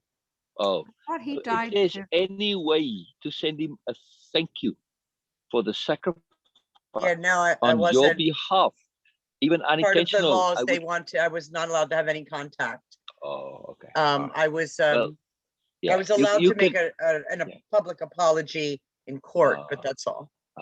I would still recommend you make that, even if it's just like a public post. You don't have to mention any names. Just, you know who you're talking about. I want to thank an angel for sacrifice on my behalf. That's it. Just like it. Just make it, put it out there to the universe. Okay. Yeah. Or write him a letter and not send it. Or mail it to the post office of somewhere. It doesn't matter. It's irrelevant. Exactly. It's the intent behind it that's important. Yeah. Right. But also, things work in really unusual ways. And we have to have a really deep trust, right? So that gentleman who died of the cancer, he got a chance to put his affairs in order that he would not otherwise have had. I don't mean to try and soften the bigness of this deal, but so often in these things, we have to say, whoa, stuff works in very mysterious ways. Yeah. We don't always know. And we have to trust. We have to trust. And there's a bigger picture at work. There's a bigger magic in work. It's not the worst, but possibly the best day in your life. Right. When we start to shift and see it that way, it's a big deal. Yeah. I did this as a study as a teenager, by the way. It's very profound. It had a big effect on my life. All right. So I don't remember what started it. I can't remember the details, but I went to ask people. I do know why, but I'm not remembering it now. I've got it written down somewhere. But anyway, I went to ask people about traumatic events that had happened in the past for them and how they now felt about it, right? And I was very careful not to influence the questions by, the responses by their questions. And I went to people, widows and people who'd lost children and everything. And I asked them, now looking back on this event, how do you feel about that day now, that event now? I heard every single time, pretty much, the exact opposite of what you would expect to hear, right? I mean, the first woman was a widow. She said, "Oh, it's the best day of my life. I was so pleased when that fucker died." She didn't say fucker, but it was pretty close, in that language, right? That was it. She said, "Shit, sorry, or shit, little shit." That was what she said. I was so happy the day that little shit died, right? Now, I was in my teens somewhere. I don't remember exactly what age. It was pre-16 though, because it was still in the town. We left when I was 16. So 16, 15, 14, somewhere around there. There we go. Okay. Am I still on? So, and it's a conservative community. Yeah. You answered. Okay. Yeah. So you just shifted to the phone, right? Anyway, Yeah. so this is a conservative community. People don't swear in front of kids over there. So, I mean, this was a huge deal, I mean, that even adults talking to kids was just very unusual. But she shared honesty with me. She shared the realness. The very next thing she said to me was, "Don't you dare tell anybody I ever said that. I will deny it." And that was the pattern. That was the pattern, especially with the widows. They said the same thing pretty much every time, but they always said, "Don't you dare tell anybody I said that." Yeah. But there was one lady whose daughter had died, and she said the same thing. She said, "This was the best day of my life," because she said it transformed everything. It changed. It freed us. I forget the daughter. I forget the details, but I was a bit shocked at the time. So, wow. I went into it understanding that things happen for more reasons than we can comprehend. But they all said the same thing. But this was long afterwards. So, it's a really big shift to really hear. But this is now, and they all shared really openly and honestly with me. And that was a really profound gift. I guess I was really, really honest. I really, really wanted to know the truth. I didn't want any stories. I didn't want to be placated. I wanted the truth, and they shared it with me. And some of them, it wasn't easy to say, it was really difficult for them to say, but it changed for them. You know, at the time they said that was the worst thing ever at the time, but the question wasn't then, it was now. Still, And they said, thank God I'd become aware of what I needed to become aware of, otherwise I'd still be suffering. Yes, Beena. I was just thinking about this whole incident that, okay, this thing happened. For me personally, it is just, I'm sharing for my own clarity. That when Cheryl, you were having a good day, you were enjoying that, and you said, okay, oh, I want to enjoy more. And then you start drinking. Believe, okay, if I drink, I'll enjoy it more. It was a kind of a belief that, okay, I will feel good after drinking. So first, it was a belief. The second thing is that your husband is going to be annoyed, upset with you not being at that. Yes, most likely this might be the pattern that, okay, every single time when I'm not going, he's upset. But it's still, it was a belief because of some pattern, but it was a belief. And you were thinking that, okay, you need to go there.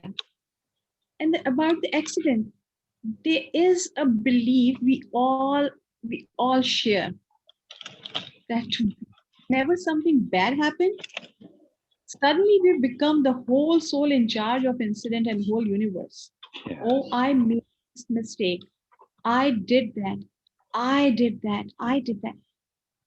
Are we really, really completely in charge of every incident in our lives? Or to say it another way. Sorry, Beena, I'm going to interrupt you real quick. Is it all about you? Is that what you're saying, Beena? Exactly. But because when good things happen, we say, oh, I was lucky. Oh, someone helped me. Was helping me, was conspiring me to get all these things. But when something bad happens, the first thing you said, oh, I made that. I did that. Come on. Are we really, truly, 100% in charge of all these situations in our lives? No, we are not. It was not something you were having the address of those people.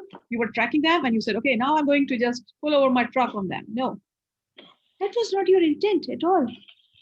You were not aware of them. You don't know that, okay, they were good or bad people or whatever. You even don't knew them at all. Yeah. Things, circumstances happen, but it's a belief that if something bad happened from us, we take the responsibility. We should take the responsibility completely. Yes, we have to take responsibility of our deliberate actions. Yes, okay, you have to be responsible for your drinking. Okay, oh yes, okay, I was drinking. I choose to drink. That might be the contributor into that incident, but not the entirety of that. Yeah. You didn't have that bad intent at all.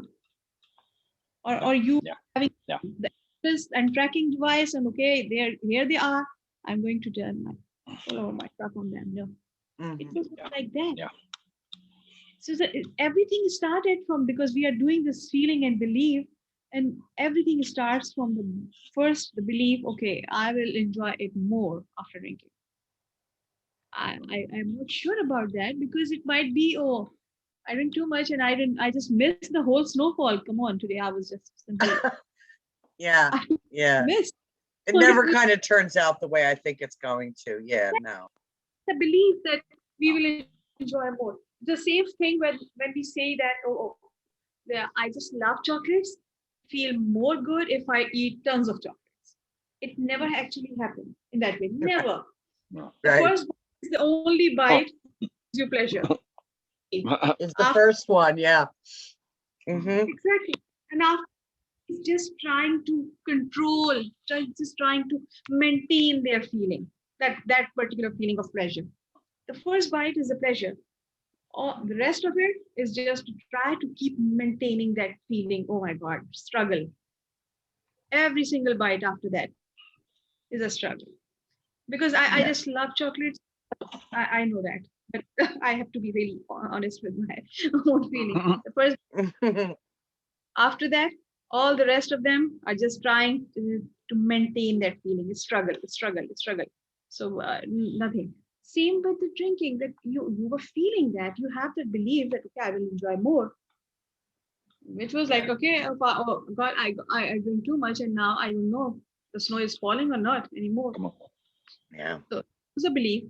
The second thing is that because of the pattern, you assume that this is going to happen again. Fear, expectations, trying to be, oh my God, I know, I understand that what is going to happen, so I'm trying to change it. You were trying to change that what is going to happen. You're trying to change the consequences. Intent of goodness again, but inappropriate. The third thing is the moment something happened, we become the guard. We all do that. If something bad happened, I did that. I was the responsible. Yes, we have responsibility of our deliberate actions. I'm just again saying that deliberate actions, we are responsible. But if something is beyond our capacity, if something is beyond our control, how can we be responsible? Yeah. And here's the key point: mindlessness. Yes. You say it's the worst day of your life, but isn't it the best day? Because had it not been for that, you would be in a life for the rest of for how long ever, where mindlessness is a part of your life. In this particular incident, the mindlessness had severe consequence, which shocked you out of that. And yes, they may even, I don't know how much it is, but really, when you look at it in this context of getting you out of this habit of mindlessness and seeing small things as being inconsequential, this is a profound shift. There is no such thing as small things, as you well know. Right. There's no such thing. Yeah. So now, two big things that from that are profoundly life-altering, soul-altering things. That one, you don't want to be mindless, and mindlessness is a big deal. And two, little things have big consequences. So it shifts you to this profoundness of deliberate living. Mm-hmm. If you think from your soul's point of view, right? Yeah. Take it over the long term, the bigger term. What would you rather have? This pain that you've had now, and you shift to deliberate living, or forever after live mindlessly? Yeah. That's a worse horror, yes? Yeah, it is. Absolutely. Exactly. That's not a life for Cheryl. And also to realize now, it may have taken a while to get, but learning is never lost. We learn not always at the time of the learning, but sometimes very much later. Like now you are realizing you did something out of not wanting to upset your husband. Yeah. Yeah, I mean, today's the first day, you know, and that I kind of put it together this way in my own mind, and you know, and it's been 21 years. Yes. Yeah. And look at how it came up. It didn't came up because we were talking about guilt or shame or responsibility. That's not what triggered this. Yeah. It's inappropriate application of Application-of-Goodness goodness that triggered it. Yes. Mm-hmm. That's very important to understand. This is very, very That's important great. to understand. That's kind of great. It's huge. Yes. Now look at pleasing your husband as an inappropriate application of goodness, right? Yes. Look at abused women who stay with their abusers, and nobody. Why does the woman stay with him? You know, he beats her up every week. It's like, what the heck? Inappropriate application of goodness. Right. Almost every time, they're doing it for the kids. They well, you know, he's gonna change, and you know, he's whatever the excuse. You know, you probably have heard all the reasons for this, right? You look at all of them, and the you know, the common denominator: inappropriate application of goodness. Okay. Yeah. Wow. Yeah. Oh gosh, wow. this was good today. Yeah. Wow. Yes. Wow. Yeah. And the real point for me is the greater horror. The greater horror of you being that kind of a person who's stuck in those loops. Yeah. Mm-hmm. Mm-hmm. you know, and there's many ways to be in situations where you just have this crap coming at you because, well, you're trying to be good and you're eating it up because you're not living deliberately. You have this mindlessness. You're not seeing that you know, small things are important. You're not living deliberately, not all the stuff, right? There's a bigger horror here, you know, that shocked you and forced you out of it. It may have taken 21 years, but it don't matter. The learning is never lost. All the lessons are there. You just got to put them together now. Yeah. Yeah. And you know, when you realize your power in this, you know, that you say, whoa, holy shit, you know, if I could choose, I might actually choose to go through this shit again if I was on the exact same path. That's right. That's huge. That is ridiculously huge. Yes. Yeah, I really want to slow down. Yes. Plus. And think yes. things to the end. Slow down, Cheryl. Yes. Allow your mind to absorb and process and and make space for your moreness. Make space for your moreness. Write it down, please. Write it down. Make space for my moreness.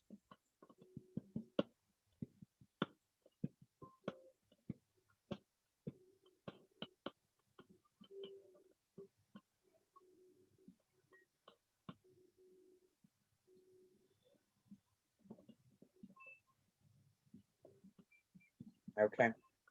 Plus, there's even more to this. We can be very lazy when it comes to making a difference, to self-improvement, to leveraging ourselves. And it's not that we are crappy, it's just the inherentness of energy. It seeks to conserve itself. We are energy beings. That's it. We're made up of energy. So we're reluctant to spend energy. Yeah. That's why we have death, as far as I'm concerned. You know, that's why the universe, God, whoever puts death there to say, well, get off your backside. Don't be bloody lazy. You got to do something. Otherwise, well, you know, so it's a kind of a motivator to some extent. But furthermore, okay, so you get off and you do, and you don't just lie around and kind of, you know, evaporate and don't do anything and just die of indolence. So that's one motivator. But that at least gets us to do the normal doings. You know, we're surviving, we're working and all that. But what about the motivation to do more than just survive and, you know, be a worker bee in the world? Where does this come from? Yeah, that for most people is not there. They just go through life and they're just going. You, however, put this big squeeze on yourself to say, oh, here's a little bit of a jab for you. Here's a bit of something that's prodding you and pushing you to say, hey, girl, you know, get out of this. Wake up. Do you want to be a mindless drone forever or not? Right. So this is a big spur, a big push, a big motivator to be more, yes, to learn, to grow. Because as you said in your intent, you are going to honor that by changing. If you really, really change to the real you, the you want to be, the you aspire to, that is going to be the me of now, which is nothing like the me of then. Yes. And that changes the whole equation. Then that incident becomes something from Cheryl back then, not Cheryl now. And it's no longer a part of your life. You've honored it. You've said, thank you, angels. I've honored your sacrifice by changing. Yeah. Big deal when you look at it from a motivation point of view, yes? Yeah.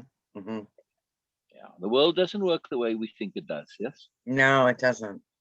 It does not. It really, really does not. So when you look at things from this lens, you say, man, I better honor this. A big price was paid by everybody, including me, and including even those not related, you know, people like Greg and Sue. They paid a price too, no? Yeah. It affected everybody. So I'm going to honor this. I'm going to use it. I'm going to leverage it. Wow, I'm going to make the most of it. What a gift. What a gift. What a gift. But treat it as this gift, as the spur, this propeller, this motivator. Very powerful. You're very brave. You're very brave if you ask me. Yeah, it's a hell of a thing to do. Yeah. A hell of a life choice. I think in some way we're all responsible. I don't know, some part of us that's sitting out there pulling the strings on ourselves. Like we decided to play a game, and we part of us is the game, the developer coding the game to get us to learn. I really feel that, Yeah. Amazing. Yeah, there's certainly a lot more to it. Yeah, Yeah. exactly. It's not a trivial thing, and also there isn't just one way. I never saw it as something trivial in any way, shape, or form. But I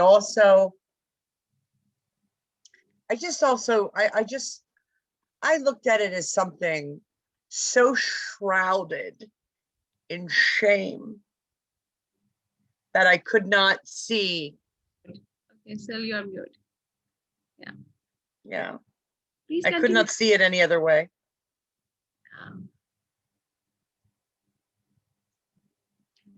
It was then, not now. Not now. Sorry, my phone died for whatever reason, so I can't hear a word you say. Say again. You said you never saw it as trivial. Cheryl? I never saw it this way because the entire experience, the event, everything that followed, I was separated from my husband over it for 3 years. It was just so shrouded in shame. It was the only way for me to see it. Yeah. It was almost too hard to speak the words, Yeah. Yeah. And yet, he's still with you. Yeah. And you're still with him, yeah? And I with him. We separated. That was my decision. Yeah. Not his. Amazing. That's amazing. More incredibleness. Yeah. Again, this shame and guilt. What is shame and guilt is, for me, again, it's a feeling and beliefs. And sometimes we feel ashamed and guilty because we try to pay off, try to compensate that whatever happened, we just try to pay it off. And because there is no other way we can just, compensate that. So we feel that we have to, again, obligation. We feel that we have to feel ashamed and guilty of. Yes, we have to. Sometimes it is appropriate to feel. Again, I'm not really convinced with this idea, this feeling of guilt and shame, because, but yes, in some situation, maybe, possibly. But in mostly the situations are out of control of your own things. No, the situation were not in your control at all. So how can you feel shamed and guilty of?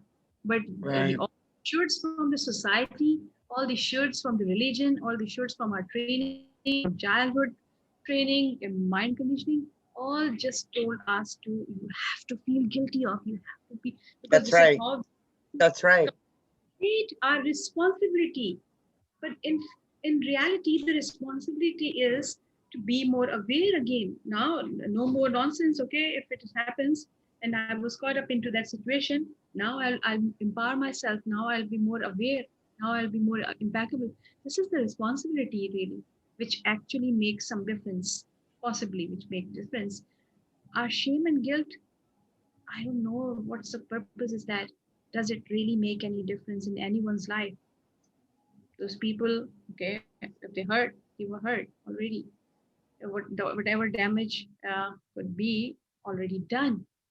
But what happened with this shame and guilt in every situation, not only limited to you, in my situation, in Sue's situation, everyone's, what does actually serve this shame and guilt? Besides just making one person who is lean into that really a kind of paralyzed part of the society. It's actually, getting back to what Sil had said earlier, that if you treat somebody like they're a bad person, they'll behave badly. Yeah, and you know what I mean? And that's pretty much what happened to me for a very long time. after the bad thing that I did. Yeah. Because, you know, there's that bad girl. There's that girl that got drunk. There's that girl that hurt those people. There, you know, there's that terrible, terrible person. Yeah, because So, we should say these things are bad because it makes us feel good. It makes my implication. If I'm saying someone is bad, it means that I'm good. This is how this whole society and everything is conditioned. All this, yeah. Oh, because you are bad, so it means that I'm good, and I'm saying you are bad. It means me good. Really, we just want to feel good about ourselves by other people bad or all these things. This is what things happen. In other words, if I say something is bad, I'm able to point out it's bad because I know the difference between good and bad. That makes me a good person by implication, yeah? Yes. that's kind of silly, but I mean, yeah. Inappropriate application of goodness. This is our theme. There it is. It's astonishing. It's such a big deal. It's such a big deal. Yeah. It's huge. It's huge. It's huge. So the shift in your awareness, in your understanding, in this whole understanding of implications, and particularly the big issue here. Of course, there's many reasons for it, but drinking is a big deal. Talk about misunderstanding and seeing implications and consequences, and not seeing it as a big deal. We tend to think it's trivial, the drinking, but it's not. Talk about inappropriate connection between feeling and believing. We believe that the drinking is going to do things to our feelings, yes, and then you feel in a way, and then you have this loop that goes, and does it really work the way we believe it does? No. Yeah. Now think of this over the ages, right?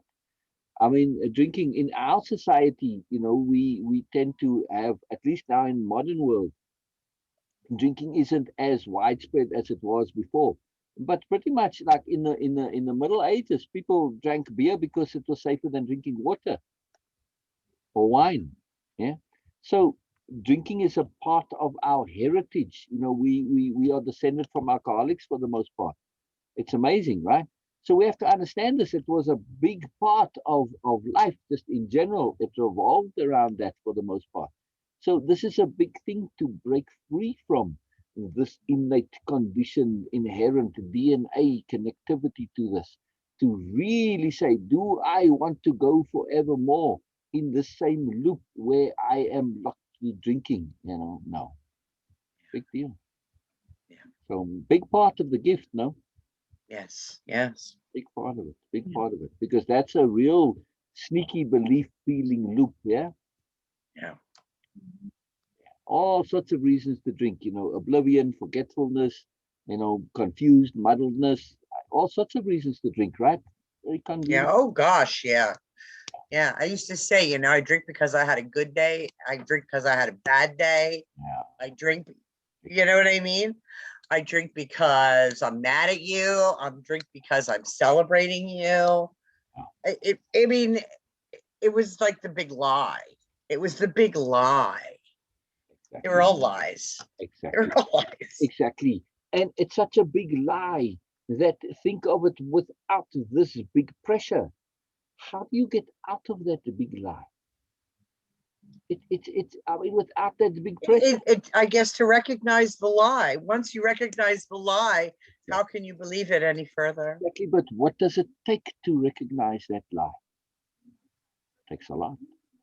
Head-on collision? I don't know. Exactly. And it's not just getting out of the lie and going into mindless mundanity. Right? That's no good either, to just live mindlessly and undeliberately, just to be a drone that's going along. That's no good either. Yeah. The whole point of it is to be deliberate and to be aware that you can truly, really live. So this is the magic of the whole incident. Yes. Yeah. It's a big deal. I mean, it's a fantastically big deal. Yes, yeah. It is a horrible thing, but also it is a magical thing at the same time. Yes. Yeah. Yeah, it saved my life. Right? Really gave you a great big kick in the butt to say, hey, wake up, girl. Wake up, girl. Wake up, girl. There's more to life. Yes? Yes. Yeah. Now, And there's a lot more, and there's an awful lot more to me. now, do you think the universe is going to waste something on somebody that they don't think is capable of appreciating this gift? Mm, Yeah? hope not. No, of course That's not. why I'm here. Exactly. Exactly. You are capable of honoring this profound gift and handling it and dealing with it and going into the moreness of it and leveraging it into moreness. Exactly what we're doing now. It's fantastic. It's fantastic. Yeah. Yes? Yes. Brilliant. Brilliant.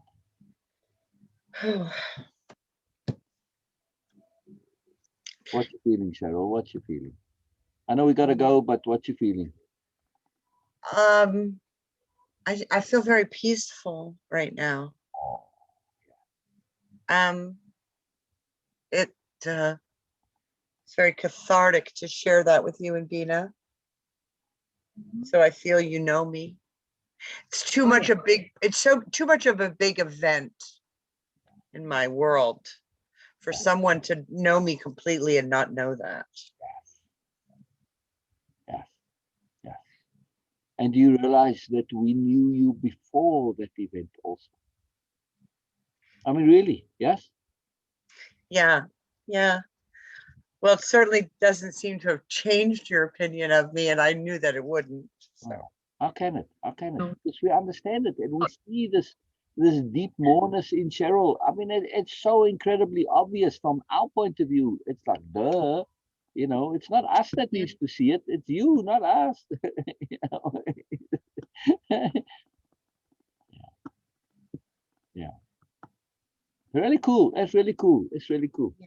Okay, we continue next time. I love this show. I love this. It's to share somebody's moreness like this, to share their realness. This is a profound gift. Yeah. I can't tell you what it's meant to me either. It's been everything. Truly so thank you. Thank you, Beena. Thank you for sharing, Cheryl, because you just shared, and now we, three of us, okay, so of course, we all are together and we will see things from the same point of view. Okay, if I get something, you will be with me, Sil will be with me, and if Sil got something new, we will be with him, and you will get something new, we will be with you. So this is how we work as a team together, and we will see things, and things happen. Shell, this is the magical word when we say that things happened. It means that yes, things happened even without having any intent. And things happened. Yes. And my last takeaway here is to understand the ridiculous power of bubbles and emotions. Okay. You're in emotion bubble at that point, yes? And I suspect, you know, probably after there's been other times when you've been in emotion bubbles, yes? Absolutely. Yeah. That to me is really scary. That's the real horror, is to be a life of an emotion bubble all your life. No, thank you. Not for me. Not for me. Yeah. Yes. Yeah. Next time, share something more, and you will see that the event, the specific, actually doesn't make any difference. The feeling, the beliefs we get from those incidents makes a huge difference.